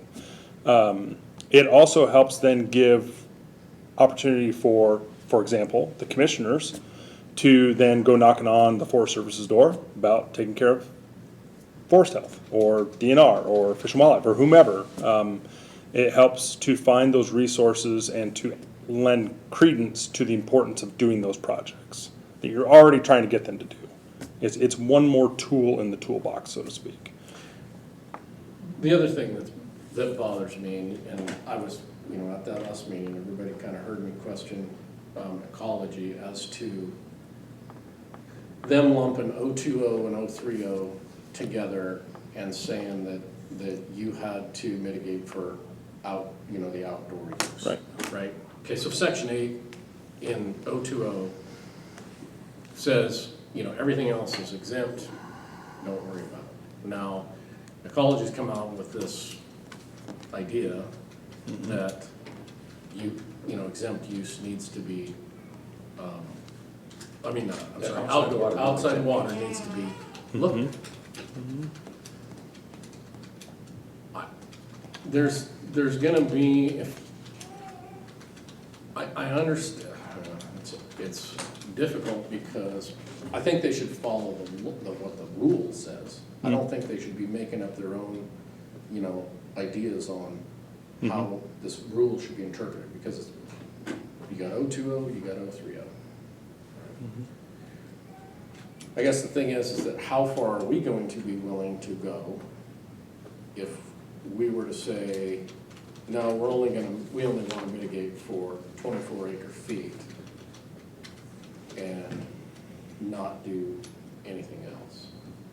So my question on that is, would it be feasible, desirous, I don't know throw whatever adjective you want at it, for the planning unit and ultimately all of you as the initiated governments to have a plan that says, here's what the inside the house domestic use is, here's what we believe the average outside the house domestic use is. We believe we only need to mitigate for in the house. However, we've identified projects enough to mitigate for both to pass the NEB guidance, so that we don't end up in rulemaking because ecology doesn't like what we did. Yep, and that's what. But then note in there, however, if the policy, rules, et cetera, change, we're gonna go back to this, Yep. to just the house. And then- And just state it that way. That's exactly what I think we should do, because then what that does is the state legislature then, if they come back to the ecology and say, no, your guidance, what you what you told them, you didn't follow the intent of the way that we wanted the rule to be, then you have that silo, so you can say, there you go, that's the chunk that we need to do now, based on what the legislature just said, that's what we're gonna take care of. Right. Well, and just as, and forgive me, I don't remember their names, the gentlemen from Aspect that were here at the last meeting, we're talking about the amount of water that we're talking about, whether you separate them or include them both, is really small. I mean, I get the whole political ramifications, the legal ramifications, and everything else. I'm just saying that to be able to come up with the water necessary to mitigate for both is not an issue. We've started this conversation with that. We know where it's at. Yeah. And then some. And so I think that was the message that meet the intents without having to end up in rulemaking because they throw your whole project out. Because if they throw it out come January of 2021? 2021. Okay. There's, what I'm saying is, let's keep our foot in the door, try and be as controlling of our own destiny as possible, so that we don't have, I mean, if people are worried about ecology running the process, well, let's wait till rulemaking. They do run the process, and you get public comment, and that's it. And so, let's do our process our way. I agree, let's go hire a consultant, let's let them do that work and line all that stuff out and bring it to the planning unit. You know, and have them come to the planning unit every, 2 or 3 months or whatever it is, over the next 6 to 9 months, to give them, here's an update. These are the projects we've identified. Is there anything that causes you significant heartburn? Maybe there's projects that no matter what the costs are, they don't want to do. Take them off the list. That's not a problem. It's the planning unit's discretion to do that. And we had a discussion about all three of us actually coming to the planning. We didn't have a discussion, we made a decision. We made a decision. Okay. That's to help streamline the process for you people so that Commissioner Branch doesn't have to go to the meeting, then come back and talk to us in our commissioner discussion, and we have to make some kind of other decision and take it back. We're gonna streamline the process. We made the decision that all three of us are going to attend the meeting. Is I he know still the we representative, still so he's the only one have talking? seat. But if we're sitting at the meeting and we hear what we hear, not some other, because I heard at Horton the other day, one of the representatives say something that Commissioner Brett said, well, I didn't hear it that way. Well, I want to be present so that I hear it. Sure. And then we can just caucus. And Yeah. if we outvote him, he's got to vote the way we say. So I don't have to vote for me to say, I can vote no, but you guys can make sure. Well, the other thing too, though, is that, and, even for me, I mean, my district comes all the way up to Okanogan. Right. So, RIA 49 is, all three of our districts, it's in it. So, for us to not be at these meetings and listening to, what's going on is, Brewster, halfway down the terrace, all those things that are gonna happen. And that wasn't, so just bringing that up, I asked Angie to call ecology and have them give us a determination of where the influence of the Wells Pool actually comes up into the Okanogan River. Because when you start talking about, we looked at today. They made that determination in 48. They did that in 48. Okay. They actually drew us a line and told us that below this line, you do not influence the in-stream flow of the Methow River. Everything is influenced by the Columbia, or the wells are in continuity with the Columbia River. And the only reason to get some more of this information is to firm up the 70, the 70 building permit average, Right. Is to if somebody comes back and says, oh, well, that's not enough, you're not planning for enough houses or things like that. There's information out there. I mean, we did a trend line on the number of permits, taking into account the number of permits that were issued down in Brewster and things like that. I think 71 is a very valid number to use as an average. Sure. So if you're talking about mitigating for 24 acre-feet on those, that's well within the, the parameter. So it's just getting a bunch more information to back up the, all the information that they're gonna gather, whoever. See, and because the amounts, what were you talking, regardless of whether you include outside water or not with a domestic well for what you have to mitigate for, if you take the 71, and frankly, from my standpoint, I'm always playing against the worrying about the little bits here or there, and somebody coming and saying, well, 71's not enough, it really should be 72 or whatever. Make it 75. I mean, the amount of water between 71 and 75 that you're talking about, Actually, Is- the number, if you used 100, would be insignificant. yeah, I mean, my high school trigonometry teacher that used to walk around when we would ask, how many decimal points do we have to carry these calculations out to? And she'd yell sig figs, keeps popping up in my head over and over, every time we talk about these numbers, because it's significant figures. You have to add so many extra more wells into that equation to get to a significant amount of water that any one of us can even visually comprehend. That whether we're at 71 or 75 or 80 or, maybe up to 100 or whatever, I'm not suggesting that, but whatever, I mean, the amounts are, what I'm saying is, help our case when we go to ecology to make it essentially impossible for them to deny the net ecological benefit by giving them a couple of percent here and a couple percent there. Meaning, that's where I talk about plan for both the inside and outside. Let's separate them in the plan, identify all that. That's no problem. I think that's a reasonable, good thing to do. Number two, give them a few extra homes that we might think we're gonna build in 20 years. It's not going to kill us one way or the other. Honestly, I don't think you need to give them any extra homes, just based on some information that Sure. is, I mean, if you can say, the trend line is going down. Right. Over the last 20 years, the actual trend line is going down. Dropping. Ken just gave us that this morning. And the number of homes along that trend line is Right. right in that 70 to 71. Right. And like I said, there's a few things that haven't been taken out. The replacement for burned houses hasn't been taken out, nor has the influence of the Columbia River down, Right. the southern part of the county.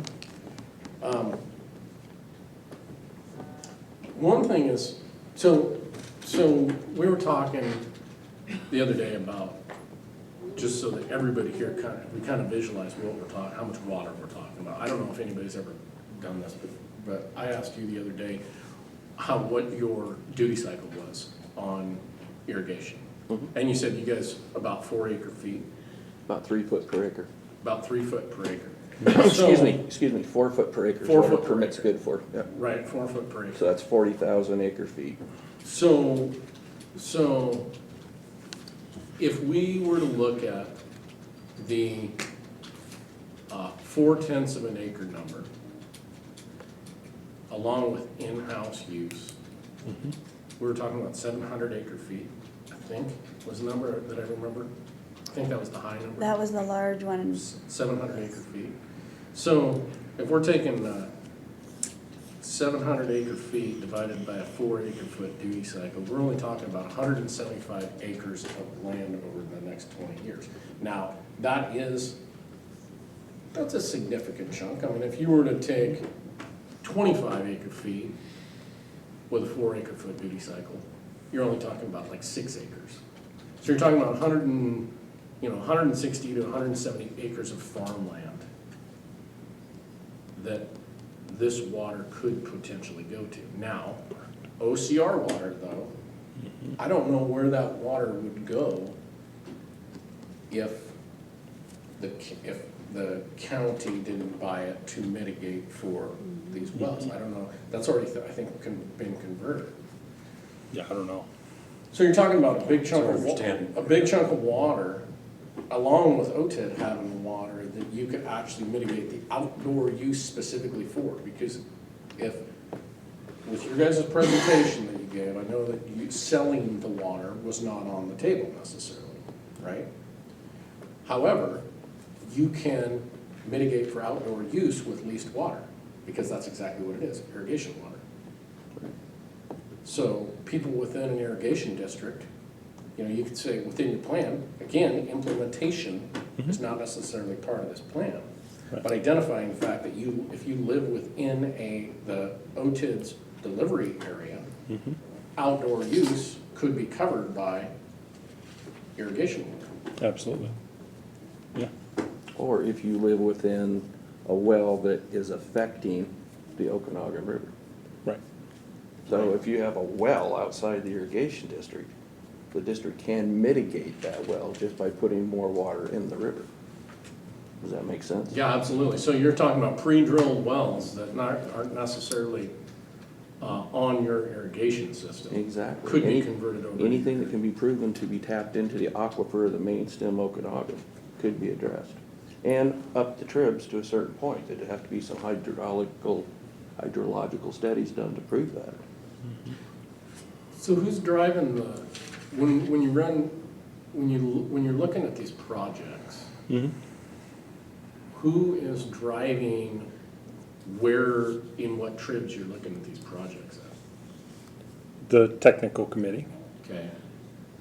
So are they looking at the tribs that are specifically fish-bearing tribs, or are they looking at ones where you might be low on water but may not be a fish-bearing stream? I couldn't tell you, I've never been to one of their meetings. I would be interested, so that would be an interesting thought for me, is how are they looking at these? Because there could be a tributary that is not necessarily fish-bearing, but it may need water. Right. How are they gonna analyze that through EDT? Don't know. Yeah, neither do I. Are you So- suggesting making tribs that aren't fish-bearing possibly fish-bearing? No. Not at No, all. no, no, no, no, no, no. I understand what you're asking. You're Sure we don't go asking, down that road. No, now I'm your friend, huh? Okay. No. you said that, not me. No, what no, I I'm was pretty asking straightforward. was- What I was asking was, so a project doesn't necessarily have to, if you're mitigating for, let's say you wanna mitigate for some wells in a tributary, Okay. okay? But yet you can't mitigate through the OCR water, let's say. Let's say you're too high up in the sub-basin to be able to do it. Who's gonna analyze those projects though, to say, yeah, we could actually pump water out of the Okanogan River that's OCR water, pump it up into the tributary and let it come down?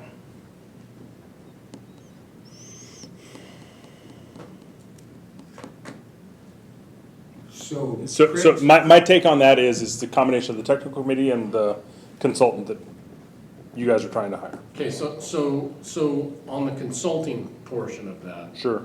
I want to make sure that we, as the initiating governments, are consulting with the contractor, whoever it is, to tell them what we're actually looking for. And I want to make sure that we are driving the bus on this. Are you guys driving the bus, or is the planning unit driving the bus? The planning unit is driving the bus. I just want to make sure that we're passengers on the bus. No argument there, and I think that that's a clarification that I think that. That's my, that the I should go back to saying that's my feeling. There are two other commissioners sitting next to me. Well, no, and I'm not trying to be throw a wrench in the works. I firmly believe that it would be faster and more efficient to have the consultants working more closely with the initiating governments, because it's a lot easier to get all of you together than it is to get the planning unit together. There's also only 5 of you to try and get to a decision, as opposed to 35 people to try and get to a decision. However, ultimately, the planning unit is the one that have to say yes. Right. So they need to be consulted on that process. They need to have their opinions heard, and it needs to matter. Yep. And so, we pitched the idea. I don't even remember which meeting it was. My brain is full now. To the planning unit. I think it was not this last meeting. It was the meeting before, when they authorized the county to move forward with the grant applications to get the additional funding to do the EDT model and do some of this other work. At the same time, that it would be up to the 5 of you to select them to look at this, but don't go there, and that kind of stuff. Just, it has to be something that's communicated to the planning unit of the directions that you've given them, so that if they have a particular strong reaction to that, they have an opportunity to come to all of you and say, hey, don't forget about this, that type of thing. Is that fair? You've been through it, this is your third time, Craig. Don't remind me. I know. This is my last time. I know it is. I don't want to think of it as my third time. This is my last time. Well, you can use the phrase that I use. Okay, This is the fair. last time I'm gonna tell you this is the last. Okay. Fair. I think, yeah, But, Craig's that answer. being said, excuse me, Chris, I just wanna finish with Chris. Sure. If you see at any particular time, because of going this first, second, and third step, Yeah. sing out, man, I'll tell you what, Yeah. because we don't wanna make any mistakes Yeah. going through this process, because No, and that's what I say, more and more, as we have had some of our planning unit meetings and had conversations with all of you and with Vanessa from Ecology and from, I talked to my counterpart at Stevens County, when I had heard, what they went through, I'm like, hey, why the heck are we having to go through a much different process? Because when you stack the comparisons together, there's a lot of similarities, They have a little bit better fleshed out plan of the quote habitat projects than we do. For whatever reason, we won't go into that, but that made it a little bit easier for them. They also found a consultant that actually lives in the watershed and is very familiar and has participated in some of those meetings, so knows a lot of those projects and everything else. They were able to rip it out really fast as a result. I think their planning only had like a half a dozen meetings total. Could we do that? I would love to. Is that gonna be absolutely that's possible? the point that I wanna make, is McCart, I sit with him on all kinds of Right. different, and I've been, 10 years of experience with him, and he looked at me the other night and said, what the hell are you guys doing? So what are we doing? Yeah. What are we doing that's taking so long? You tell me. Go ahead. I think What are he we can doing? tell us. McCart, Yeah, no, but he's not here. I know he is. He's not a part of this process. I know he is. So, in your observation, what is the slowdown? I don't think we're staying focused. We get in the weeds a lot, really, we're supposed to come up with a plan. We need to identify the quantities, whether they're within the plan that exists or we use ecologies. Because we're working with that 71 or 100 numbers, it probably doesn't matter. But we need to get that stuff drilled down so we have something. So we can't figure out whether we want a half an acre lawn, whether we're using 4/10 or 1/10. This is, honestly, this is what I would say. It's a meeting with a bunch of people. Pick the indoor use, you know what you're gonna get there. Pick 1/10 of an acre and figure out how much water you're gonna use for 1/10 of an acre. Pick 4/10 of an acre and figure out how much water you're gonna use there. Go back to that indoor use and say, this is what we're gonna mitigate for. However, in the case that we have to look at these other two, here are two different subsets of numbers that we have identified that we could mitigate for through our projects. Because I guarantee you we have enough water and enough projects to So mitigate the for all process, those lights. unfortunately, and this is my observation, is that it doesn't quite work that way. One expert walks into the room and says, I got a plan for you, and here it is, and then you adopt the plan and out the door you go. In the end game, there is that process that we're participating in, and I think that actually when it comes to progress, there's two ads in the paper for consultants, and that's the course of action we've chosen to take. Do we back up on that? I don't think so. No.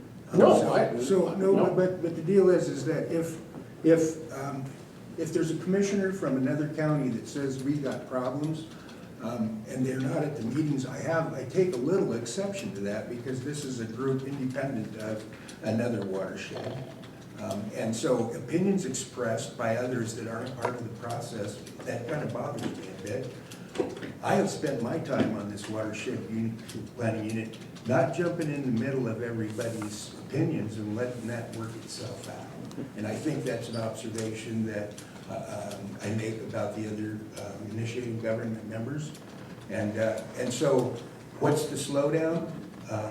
I don't want somebody else from another place calling that shot. What's slowing you down so much? It's our watershed. I agree with that, but So I he don't has a think- so I valid, don't- he has a valid question if they've gone through it. Yeah, I know, but it's. And that's all he's asking is how can we help you guys get through the process quicker? Well, what I hear is that he's criticizing the process, and we have I don't had think that. so. In fact, when we were in previous processes, and it took time, and a lot of the discussion is about procedure, process. That's kind of a slowdown. Does anybody agree to that? Let me ask you this, Chris, Yes. on procedure and process, and I wasn't at the meeting, so Yeah. you tell me. Did they spend one whole meeting trying to figure out whether or not to use consensus or Robert's Rules of Order? That happened in 2 other processes just like that. Okay, it clearly states that Robert's Rules of Order will be used until adoption. Adoption is consensus. It says that. What is it, the ground rules that were adopted by this group say? I didn't bring them with me. Well, we were reading them the other night. Right. One was Robert's Rules of Order. It uses both in the rules. It does. So it will attempt to achieve decisions by consensus. If that doesn't work, then they reserve the right to go to a vote that is followed under Robert's Rules of Order. And- That's my memory. Don't quote me on that, but I mean, that's, And the I'd have to. process asks for consensus. But yeah, the process does ask for It's asked for consensus. consensus, and if you can't come to a decision, then I have them right here in my mind too. Can you bring that up, Dick? I'll read it. The one thing that I see is that no matter what, there's gonna be some ideology in this process. But you're gonna need the data no matter what, right? Yep. So just get the data in chunks, and then you have it all, you determine how it can be used, and then at the end of the process, then determine what you're gonna put in the plan, what you're not gonna put in the plan, and how it's gonna fit together. So- Do you want to read it from Go ahead. verbatim? Meeting structure. All meetings will be called to order by a chairperson of the planning unit unless postponed by the chairperson with concurrence of the planning unit members present. The facilitator will conduct a meeting in coordination with the chairperson in accordance with the approved agenda. Decision-making. The group will attempt to reach consensus whenever possible. That still falls. I mean, if you have consensus, there's no reason to go back and hash it through Robert's rules. So that's fine. To reach consensus, straw voters and reports will be used by the chairperson working in coordination with the facilitator. And then it goes on, to explain how that happens. But at any time that I run a meeting, if we get consensus, bang. But if somebody's out of line, then go to Robert's Rules. So a couple of things. One is at the last meeting, there was some discussion and at what point do we separate between consensus and Robert's Rules and everything else? And so this is also part of that process that it does take any planning unit time, any group that's gonna start getting together and there's either a facilitator or a chairman or whatever, what is the specific statements or words or whatever so that people know that a decision is about to be made and they need to speak up if they have a problem with it or they want to change that decision or whatever else. And so as I explained to the planning unit at the last meeting was that when it sounds like we are kind of at a point where we have something on the floor to have a discussion or a decision on whether it's by motion or there's just discussion on it, I'll state. So it sounds like you guys want to do X, Y, or Z, whatever that is. Is everybody okay with that? And if it's silence, silence is a yes. Silence is golden, silence is move forward, it's captured in the minutes, that decision is made. If somebody has a problem with it, we'll try to discuss it a little bit more, see if we can resolve it. If not, we go to a vote. So one thing, Craig, Yeah. when Courtney's taking minutes, Yeah. does she summarize the decisions at the bottom of the minutes? At the bottom of the minutes, I don't believe so. I think that These might, meetings are being recorded. Yes. They are, but there's a But it's- problem with that. It is a very big room, and some of our members are very soft-spoken. And so the recording is not picking up everybody's comments. So I attend our watershed council meetings over Yeah. in 40, and when we review our minutes, at the bottom of our minutes, is the synopsis of all decisions made. Yep. I think that might be good to have Courtney start doing that. And that came out of the last meeting, and that is the intention from now on forward. Okay. They will be summarized Do in you the bottom. want, I don't. That's been dealt with, right? Yes. Okay, thanks. I'll send you a copy of how they showed it. It's nice and it's easy. Okay. One of the things I wanted to come back to real quick, and this is a little bit of a history lesson. We need to be very careful with how we word things in our budget and our water use and everything else. And the reason I say that is because the current watershed plan, the one that's already been adopted by the county commissioners, it was never adopted by ecology, but got adopted by legislative intent when 6091 was approved. Yep. The reason it was never adopted by ecology is because it has 2 water budgets. Plain and simple. They would not approve, adopt, accept, whatever you want to call it, the Okanogan watershed plan that we all did in 2009 because it had 2 water budgets. And so we need to be very careful about how we word things like how much water is inside versus outside and what we're mitigating for and everything else. That's why I was saying that I think you're better off to, and this is just my opinion, the planning unit can do whatever the hell they want, but to say, this is what the inside use is, this is what the outside use is, the amount that we're gonna mitigate for is both, and say that right up front, because that will satisfy ecology, and not kick us into rulemaking. But then very clearly state that should the NEB analysis and rules as far as looking at both inside and outside use change, to where this process only needs to look at inside use, this is the amount we have to mitigate for. And make that very clearly that it's a secondary thing, but you're gonna mitigate for the full amount. So- That may be less popular with the planning unit, particularly certain members, I get that. I'm not trying to ramrod something down their throat. My job is to, as you said, if I see we're headed for a cliff, to raise the red flag, I'm raising the red flag, So one thing. based on past experience. One thing I would say about that might be good. Yeah. Is that if the county purchased the OCR water, created a water bank, Yep, okay, then you have that water to mitigate for what you're doing. If the legislators come back and say, okay, all they needed to do was mitigate for the 24 acre feet, the county could actually put that into, sell that water back off to other uses. to other uses for Absolutely. agriculture. Policy or rule or whatever the ecology's interpretation is, changes for whatever reason. That process automatically says, oh, look, this, 300 CFS that we were mitigating for that's no longer needed is now free to do whatever you want with. Either go build more houses or whatever. Go put a couple of crops in somewhere. So. But make sure you truss it when you put it in the bank. Yeah. Please So- do that. So, Yeah, no, I believe, Right. I've been dealing with one of those. right now, for the coming meeting here in what, 2-3 weeks, I don't even know when, the 12th of September, I think it is. Well, I haven't gotten enough feedback. I'm gonna send out a feeler Okay. again Yeah, today. all right, fair enough. But what, you have other things on your to-do? Oh, okay.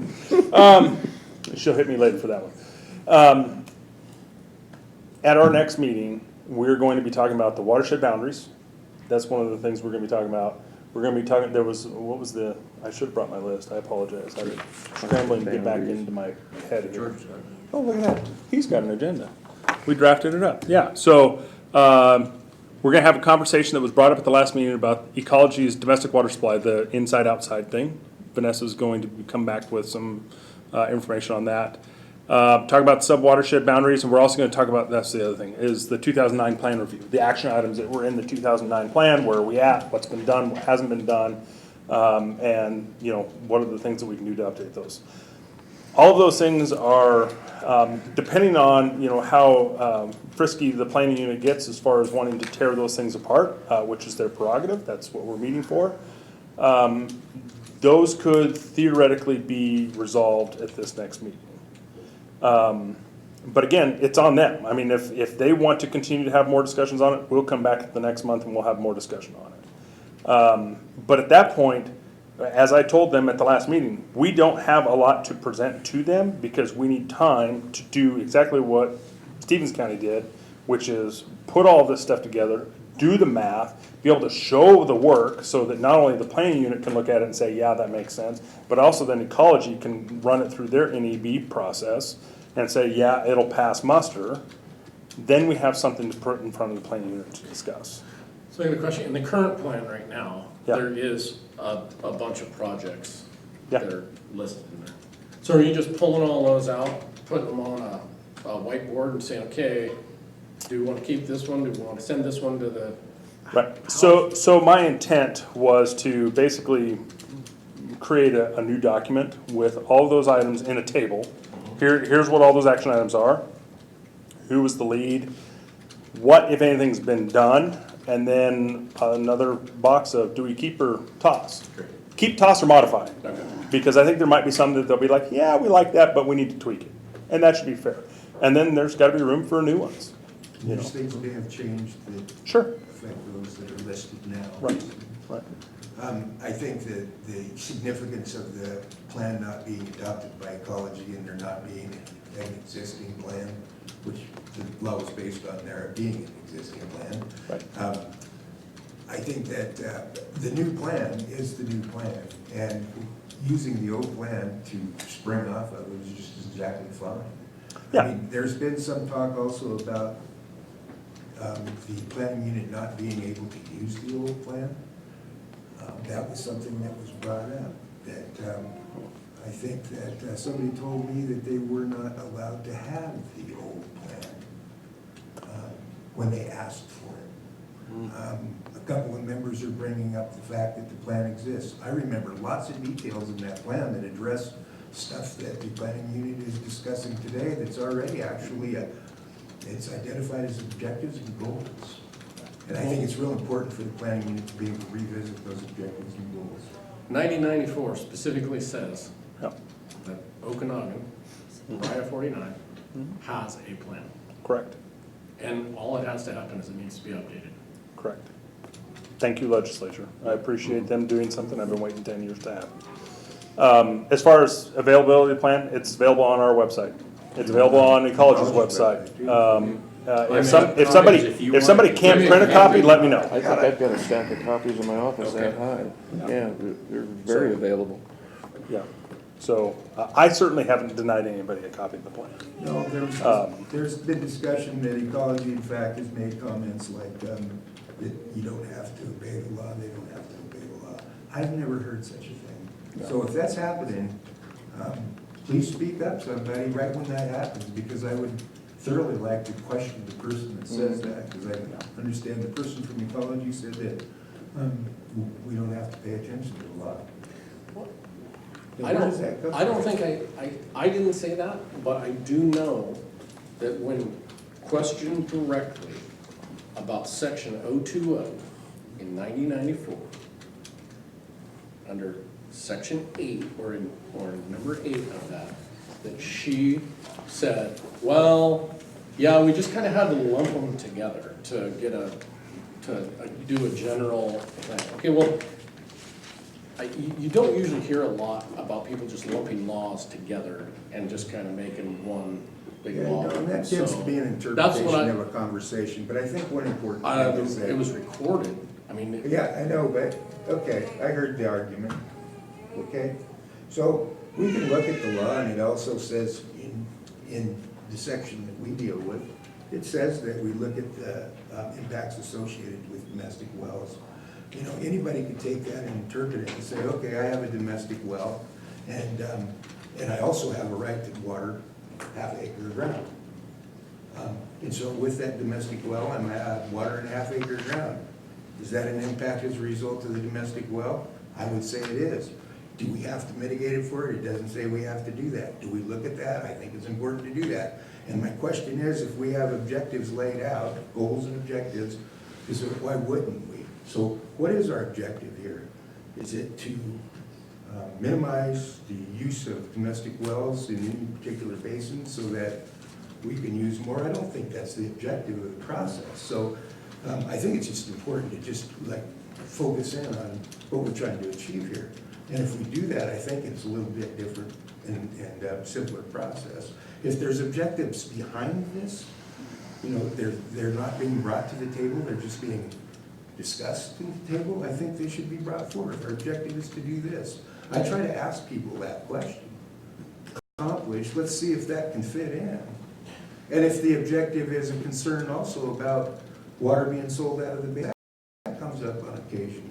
I see how many acre feet, 900 is interested, and that's supplementing aquifers. I think that somewhere 700 acre feet might be being injected in the Odessa aquifer. Not sure, but you know, all that water that went down there to make water for the Columbia Basin, some came here, and when I go to OCR's website and I want to learn about that purchase, one little thing that sits on a map, and there's no associated narrative that goes with that. So if that's the objective, then we need to look at some of those things that are going on too. We're gonna try to get the balance of the 900 acres that were sold in South Pine Creek to supplement our use for exempt wells. And is Well, I can that, answer that then, Chris, if that's what they're talking about, South Pine Creek, is at Bucher Flat. That's what John's property bought that. And they immediately transferred the water to Tri-Cities. so, you So know, when we're trying to solve that puzzle, if that's the remainder, that's where it's at. It came off the. so, but my point is really that, you know, if that's one of the objectives in the previous plan, says, it has comments about, we should try to minimize the water that leaves the basin. Right. And if we were trying to do that, we want to ask ourselves why. And if we want to accomplish that, we have to look at, you know, a variety of things. But in this case, I see us looking at senior water rights, the impacts of exempt wells. Is there something hidden in that? Probably. We're trying to keep water in the stream for fish. That's not hidden, it says it right in the statute, I believe. There's a bunch of other uses that come out of the Okanogan River. So I think if we could get on that page, that same page, I think that we would be better off. The thing I don't like is the fact that over here in this process, they can say, oh, well, yeah, we kind of made this executive decision and we kind of lumped everything together and this is how we're going to do things. And you go over to 48 and we have a rule written in 1976 that is absolutely horrid. And they said, nope, this is the letter of the law. This is how it reads. I don't like that you know, that discretionary interpretation. And Craig, I am fully on board with what you just said, is silo the different uses, say, this is really what we have to mitigate for under 9094-020. Here's what potentially could be used if people were to have a yard of X size, whatever the consultant comes up with, based on that. Say, we got enough water to mitigate for everything. If the legislators come back and say, yes, absolutely, only you have to mitigate for that 24 acre feet. Okanogan County owns 200 acre feet of water. Sell it and somebody can grow hay or do whatever they want to do with it. One more thing I want to ask if you remember this. Oh, geez. So it's something that comes to mind because I really am concerned about the distinction and the difference between different watersheds. And I recall at one point that there was, WRIA 48 had planning efforts going on forever. And they offered to come over here, folks from there offered to come over here and help accomplish our watershed plan of 2009. And the watershed planning unit said, no thanks. Mm-hmm. You remember that? Yes, I do. I think that the watershed planning unit was thinking that this is our watershed and we'd like to kind of sort out these issues ourselves. And so it's just something to think about when we hear from other watersheds, 50, 11, all these other watersheds. I think that the understanding of what's going on here would be lacking. Yeah. And so I just wanted to just bring up what I remember from that process. Right. Well, and the 2009, well, both previous processes that have happened in the last 20 years. The water quality plan that was done in the late 90s, and then the 2005-ish to 2009, what was it, 20? I don't know, whatever that number process, whatever that House bill was. Anyways, both of those processes were done by consensus. They were both unanimously adopted by not only had two water budgets, but which hasn't been done because separate process for doing that, looking at what your consumptive use was. We can argue the politics later as the silos specify, what our policy is on that and what we're covering and not covering and all that kind of stuff with our mitigation. Come up with a good list of projects that provide us that other side of the net ecological benefit, because I don't think it's been very clearly spelled out. I mean, Vanessa told me, read the net ecological benefit guidance. I did, and I'm more confused now than I was before I read the damn thing. So, it basically comes down to they're going to put it in front of their group of scientists there and at Fish and Wildlife and other organizations. They're going to sort of know. If we're okay on both of those, we'll get a pass. And so that's where I caution on trying to give a little bit extra. But whatever this group, the planning unit, decides to do, that's what you guys will see come before you for adoption and submission to ecology. I like this. I was reading through the NEB guidance this morning, and this paragraph, because NEB is not a scientific term, ecologies does not have a technical basis to establish a metric or amount of appropriate benefit that the plans must identify beyond the offsetting of projected impacts from new permit exempt domestic consumptive water use. Correct. Which we all know is already done, because we can identify the one. And that's the other thing. All we have to do is identify that water is at OCR. You don't have to have it in hand. Right. You just have to say, it's there. Right, but I think Go get it. I think that if we can go into this next round of grants and start applying for it, that we're even further ahead. And if the planning unit wants to say, we recommend that the county initiating governments, whoever does that, and signs a letter that says, go do that, you can put in with your grant application. Keeping in mind that if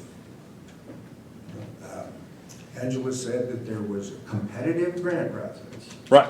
And that competitive grant process depends on the work that you did to justify your request for the dollars. Mm-hmm. So that game is, you better do the work so you can make the request, or you probably won't get the money.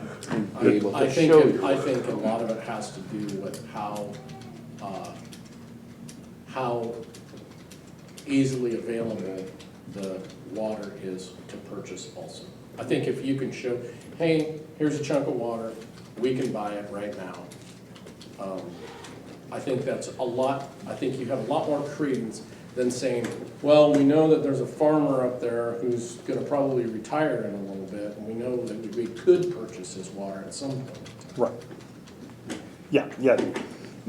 This entire process to me is just like doing math in school, okay? This is like trying to add a couple of compound fractions, okay? Maybe 50 compound, I don't care. At the end of the day, you can do it several different ways. Just show your work. Yep. So the teacher says, yep, yeah, you got the right answer, but how do I know you didn't copy it off of George or whatever? Well, here's all the work. Okay, we're good. And if you can show that work and everything else, you should be able to pass NEB. Certainly would give you a stance for taking them to the cleaners if they say no after you show all that work. Right. So whatever that process might look like. But Good catch, D-Science. that's Todd's That problem. process wouldn't be pretty. Well, gentlemen Thank you. Nick, thank you for coming. and ladies, thank you guys for coming. And I think it'll move quickly once we get our data. I hope so. We'll have a set of numbers, we plug in our numbers, discuss it as a Well, group. we're gonna do our best to help you guys streamline that so that we are not a roadblock and, Not hanging us up for a month. and so that Yep. things can go forward without having to come back here, have a discussion, go back again. Right. Well, and also if we're involved. Oh, right there with you. It'll be, You're gonna have a chain reaction. It'd be like having my finger stuck in that bowling ball. I'm going where it goes, You're gonna be okay? hit by So, the door. yeah, pretty much, yeah. I'll have the tire tracks right down there. Yeah. Well, we believe, based on my understanding from our body, is that, you know, this is the planning unit's mission, this is their goal, and we expect a plan to come out of that. If we get late in the game and we need to salvage something that we potentially would go to rulemaking, you know, we would, as initiating governments, would like to get together and make sure that didn't happen. But our druthers would be that the planning unit figured out what we wanted and we moved forward with it. Plan of the people. Yep. Okay. Public input. Thank you. Thank you. Thank you, everybody.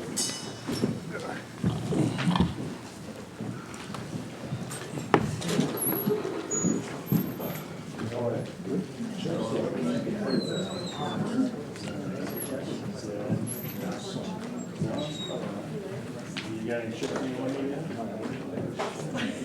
First time I drove it. Yep.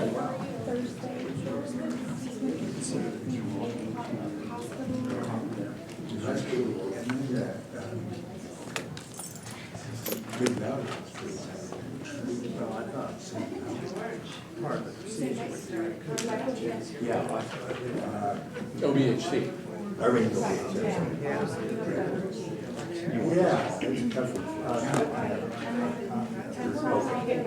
Yeah, I'm getting arrested. Yep.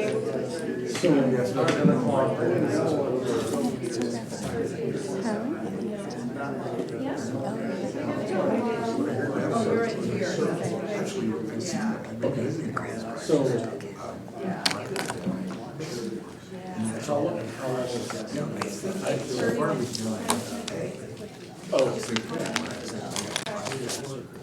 Oh, good. Okay, well then I will, so then I'll be in now, because then I'll just have OBHC area name.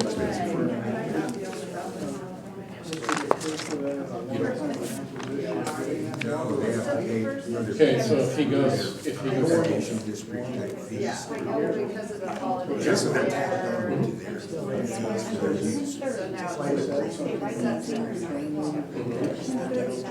This allows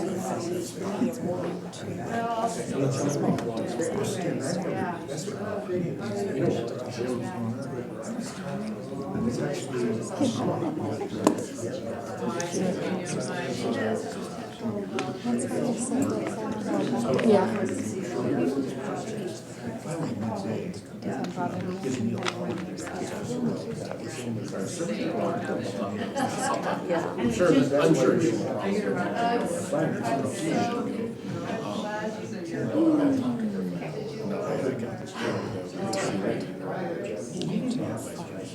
Now, is he gonna be over there?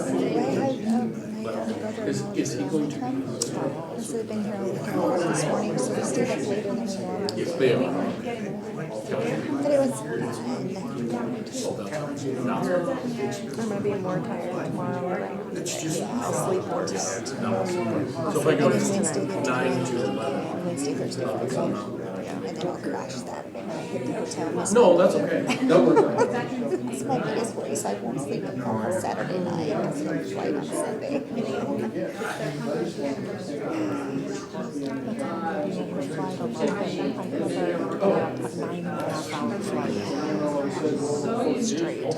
Did you get into like first class or a sleeper plane? No. But they're overseas flights, like international flights are bigger anyway. Yeah. So they have more room, and they line, which I don't think download a bunch of movies onto my iPad, and I have books on there. So yeah, music. But it'll be fine because it's Felicia Chandler. Her we're going with that. So it'll be fine. It'll be fun. Yeah. The way the seats are. We booked everything together, and we're sharing a condo. It's a two-bathroom condo, so it's perfect. So we have bathrooms and everything. But I did tapes in the window, so you don't do windows. And then me, and then Felicia, and then her husband was across the aisle. from the original, It'll be fine. Governments that were against Chelan County, I know against it. I don't know if Douglas County's not, they don't really care. Well, they do, but they're not working. Yeah, it's- County, they work the catch. Hey, we just want to say, the questions Well, thank you. appreciate that, because we have more of that kind of input. I'm just, That's why, I'm not.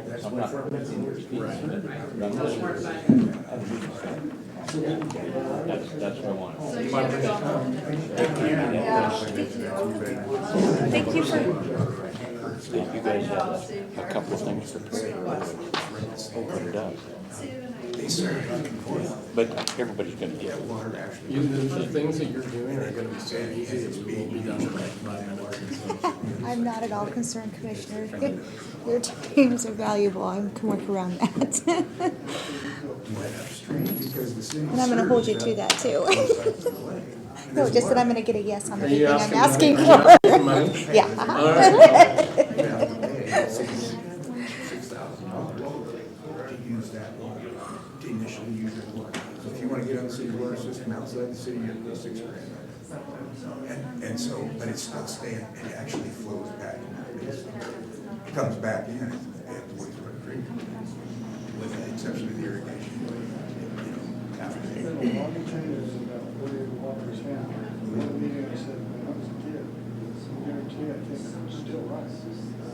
I was a kid, there was an old water rights in my whole area, always attached water to a specific description of land out there. It's part of your, Somewhere along the line, people got to think, the legislature probably did this. I was telling but them, the sticks, are they asking for money? And they said yes. Still stick. Okay, we better make To it. my recollection, That's not quite what he said. He said he promised it would be easy and we'd be Oh, out yeah, here in that- 5 minutes. Out of And I here in said 5 he's gonna minutes. mark yes on everything I'm asking for. Oh, I don't know that I said that. You didn't, I We'll said have that. to go back to the recording and see if that actually- thank you. Yeah, thank you. Yeah.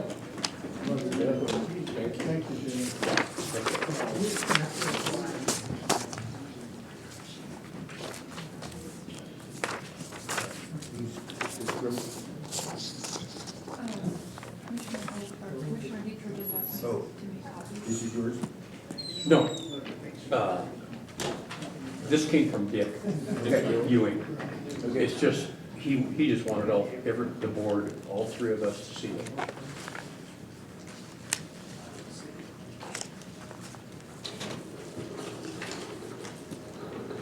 Okay.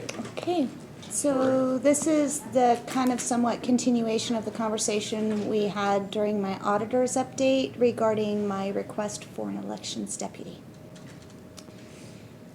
So do you want me to kind of go back over kind of how I got here with my decision making? Just briefly, it's laws. It's all the same, the registration laws.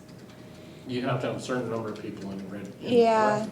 yes, we do, and we've managed to handle it for years because we knew that a lot of the expenditures are billed to the different districts, so we're very conscientious of keeping those costs down.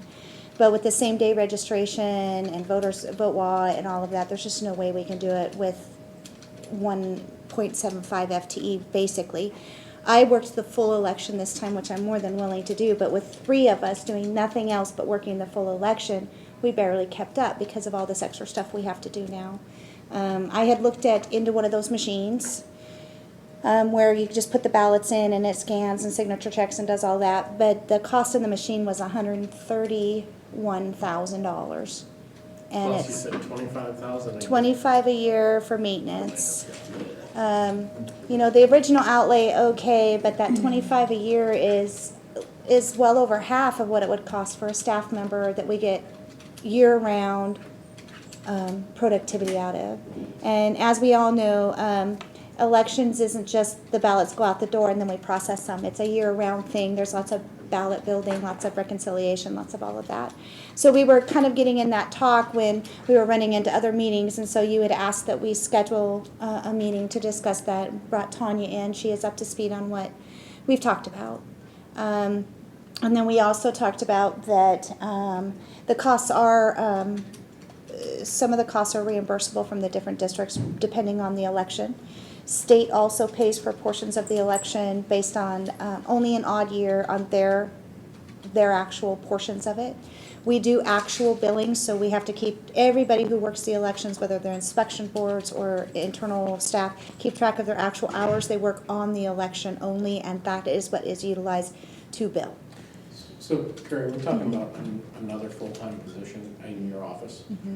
And what is gonna be the net impact to current expense per year, do you think? Worst case scenario, 29,000. It's hard, when I say worst case, I mean, every election is different. On the special elections, the county bears no cost of those. Those are fully reimbursable by the district who's running the special election. On the years that the county has, like last year where we had, the bulk of the ballot was all of our county positions running, that's when it's usually about 60%. So worst case scenario is 60% is county and 40% would go to districts. So let me ask you a question then. If we're talking about the machine, okay, the machine would be fully proportioned to elections. The initial outlay would be borne by the county, but the maintenance costs are by RCW to be built at all the districts, which is what we do currently. Okay, so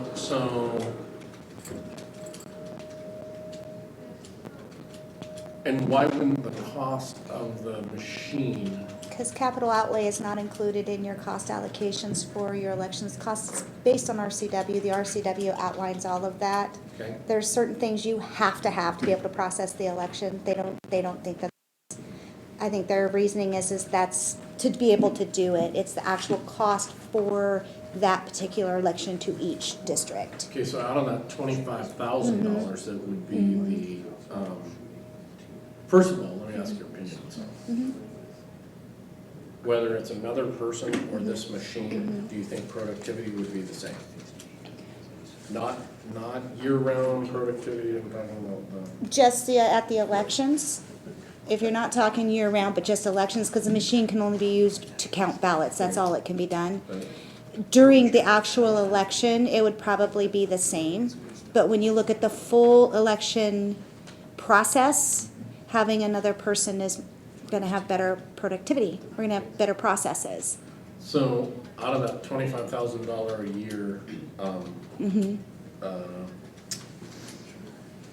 charge, basically, the maintenance charge, how much of that would current expense bear? 60-40 is worst case scenario. 60. It's all included in that whole allocation, so.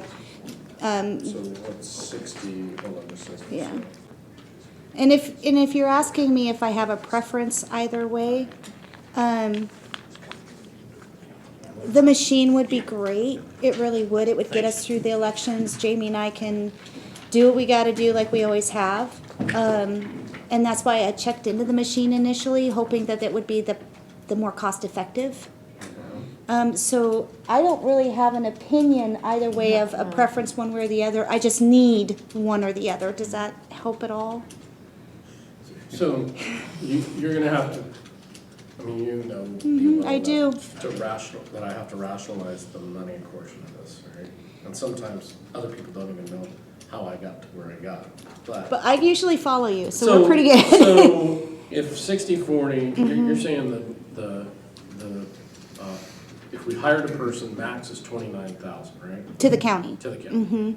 Okay. If we're 60-40 on max on the maintenance is 15,000. Yeah, so it's not Okay. that much of a difference, So really. $14,000 difference. If you amortize the cost of the machine, that means that you're getting 10 years of service out of them. Right. 25,000. Much better said than me, Commissioner. Is maintenance, is it It takes care of the maintenance of the machine? It's the full maintenance. It's, Breakdown. so it's, yeah, it's updates, it's, there to help us if we have any issues. The machine, just to also let you know that we're limited on which vendors we're allowed to use and not, because they have to be certified through the state. So it's very limited on who you can ask for quotes on. But yet also registration system, and it literally does a lot of the stuff we do manually now. And the only other comparable county that has one is Whitman. And that's who we talk to, because we actually have more registered voters than they do, like 10,000 more registered voters. And with elections, you go by registered voters, because how many registered voters you have is what drives the workload, right? And they have one. And they love it, and that's where we went and got the quote and went through How long their have they vendor. had? I didn't ask them that, but it's been longer than I've been here. I think they've had it for quite a long They have one time. of those machines. But they also have 5 election staff too. Well, my. And I'm like, 5 elections, 1 machine, and you got 10,000 lists. Then you're gonna be outlaying the same amount of money as you would for a person, but yet you're not, you Get it from VoteWall right now that automatically downloads that we're talking about. That is just, so what that is that's the reconciliation reports and the That we do canvassing for all board the canvass reports. board. Those are strictly out of VoteWall. So that's based on what we've put into VoteWall. And what we're talking about is the process to get it into VoteWall. Okay. Once it's into VoteWall is honestly So a great that program. additional employee serves to put that, I mean, offsetting everybody else. Yep. Assists in building ballots, assists in annexations, assists in special elections. We have 15 confirmed, right, state? There's 15 confirmed state measures on the Well, very November good. ballot, We're on gonna top have- of city and town measures also. Sweet. Yeah. So if we're talking about Like a a, newspaper. a Yeah, it massive is. It's a ballot. legal size. They're already telling us. So you don't have a preference, when you're done arguing with yourself, you tell us that it's the person, right? To be honest with you, my accounting brain is saying you get more bang for your buck for a human being. They're doing what you need them to do versus a machine. Because, you know, I mean, they can analyze it to death, and yet there's still some unpredictability involved. There is. So, And I do struggle very much asking for this because I do understand the impact. But I also understand the huge liability impact if we don't get the elections doing like we, Well, you know, if we go to running the them department that like we we're should. talking about, my observation has always been, and I'll bet it's yours, is that everybody's used to their maximum. And that's one department that actually is, you know, everybody's working there. The auditor's always working there. Yeah. So I don't know, I don't have a problem with it. It's a matter of, I had looked at existing staffing levels and trying to figure out a way in which maybe we could utilize part with this one, part that one, but then what you end up doing is reducing your productivity in the high. So DOL brings in a lot of revenue, recording brings in a lot of revenue, so I don't want to reduce them in order to move them over to elections. Accounting, I mean, we gotta pay people, otherwise they're not pretty. is the DOL revenue, if people choose to renew online, does that affect the budget at the auditor's office? Yes, So- we get reduced, but we still get some. That you get paid less for the I online know. one because you gotta mail it out. We mail it, so we get $1 for, right now, there's rate increases going in September, slight, like, what is it, $1.50 or $2? But right now, we get $1 per internet transaction, and 55 cents of that is a stamp. So 45 cents to pay the staff time.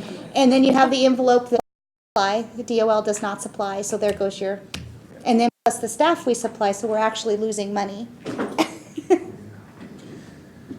So, So $29,000 is $29,129,000. I know. But Commissioner, you'll get 19,000 in revenue. Off of that 48,000 you're gonna spend, you're gonna get 19,000 or 20,000. What? 48,000 fully loaded for the position, fully loaded, right? Right. Okay, so we're paying that out. But you're gonna be about $20,000 in revenue. That's the way to look at it. You're increasing your revenue by $20,000. Show me that math on a piece of paper. I always agree with We you. do, we do. That's why she's trying to trick me. No, She can see I'm tired. I do understand that it's a very hard request. This is the way that I look at it. She should have said to begin with, that's how she should have approached it, we're increasing your revenue. But the caveat is, And we have, you know, all of the employees or I shouldn't say all of them. Employees generally would like paying out more than we bring in and going backwards. Yep, and I understand that completely. And I've been pretty much seeing the writing on the wall for the last 3 or so months, but I've been not wanting, I really wanted to make sure before I came to you, because I do know it's a serious request. It does hit the bottom line. So if I thought there was another way, and if you come up with a different way, I'm totally open to whatever. We had initially talked about, well, we'll just build up our inspection boards. The inspection boards are the people who come in and actually inspect the ballots for us. But we're having a hard enough time getting people to come in and do that, let alone have them work this extra stuff. Count on them to stay every Yeah, after they're election after retired. election. They're retired or semi-retired. It's a perfect job for a semi-retired or a retired person. And so it was like, well, then it actually would end up costing us more money because we're training and training and training because we're, you know, having to have that revolving door of replacing people. And elections takes 2 years to learn, and you have to become certified by state. So what else is this job position going to do then? Are they gonna be able to work day to day in your office and sell tabs and? no, this position will exclusively be working voters registration and elections. Once Year round? Oh yeah, it's a year-round job. Yeah, we certify tomorrow, and Wednesday I have to catch up on all of my voter registration, because from the day of the election until the day we certify, I cannot process any address changes, new voters, any of that. Just in my DOL, address changes and new registration, there's 215 Waiting for us. waiting And we have for to me go to process. each record, click, click, click, click, click, and vote while accept. And then we have to build a ballot. We'll have to start building a ballot within another couple weeks, and it's a legal-sized ballot.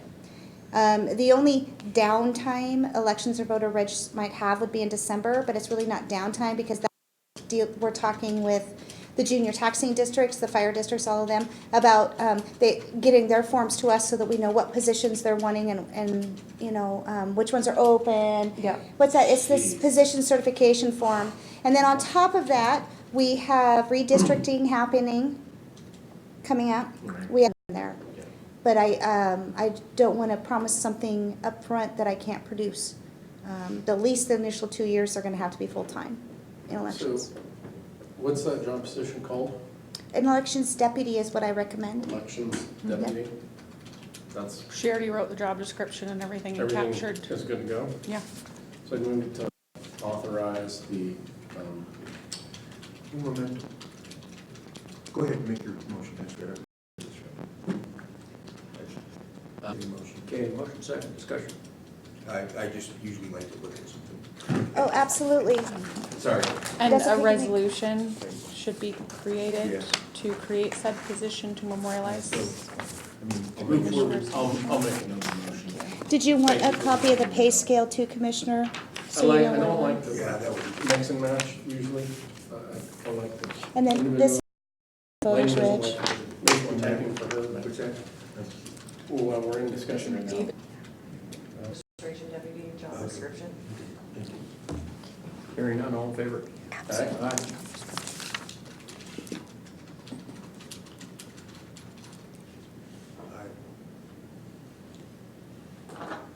Okay. Motion carries. Second motion. So I move to, have the clerk of board actually, move to have the Human Resources Director create a resolution creating said position within the auditor's office.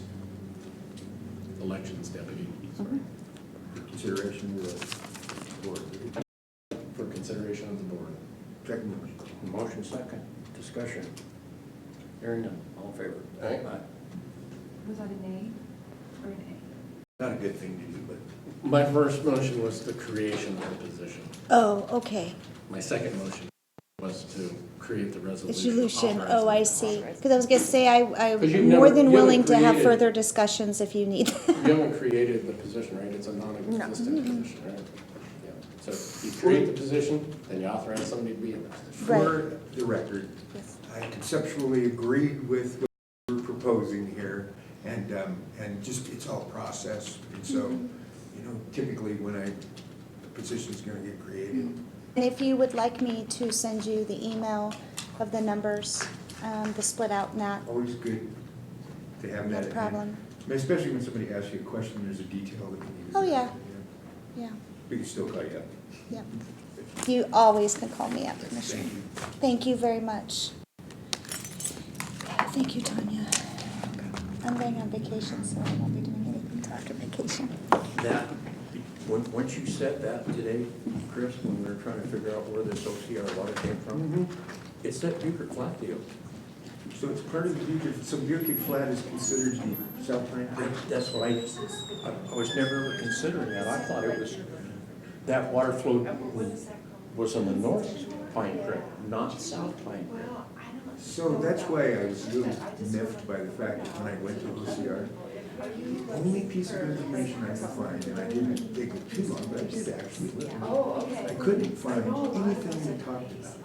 All it was, there was a map that OCR has, and there is this thing that says, and it doesn't say a mine, it just said Pine Creek acquisition, period. Yep. And I never, and so 2 and 2 didn't come before until, you know, I've been on, you know, going on some of these tours of the OCR, or at least and so I was watching this water move around down there, and big projects that you can drive a truck through the pipes. And I'm going, I never really got, and Neil Allen, you know, he's the process.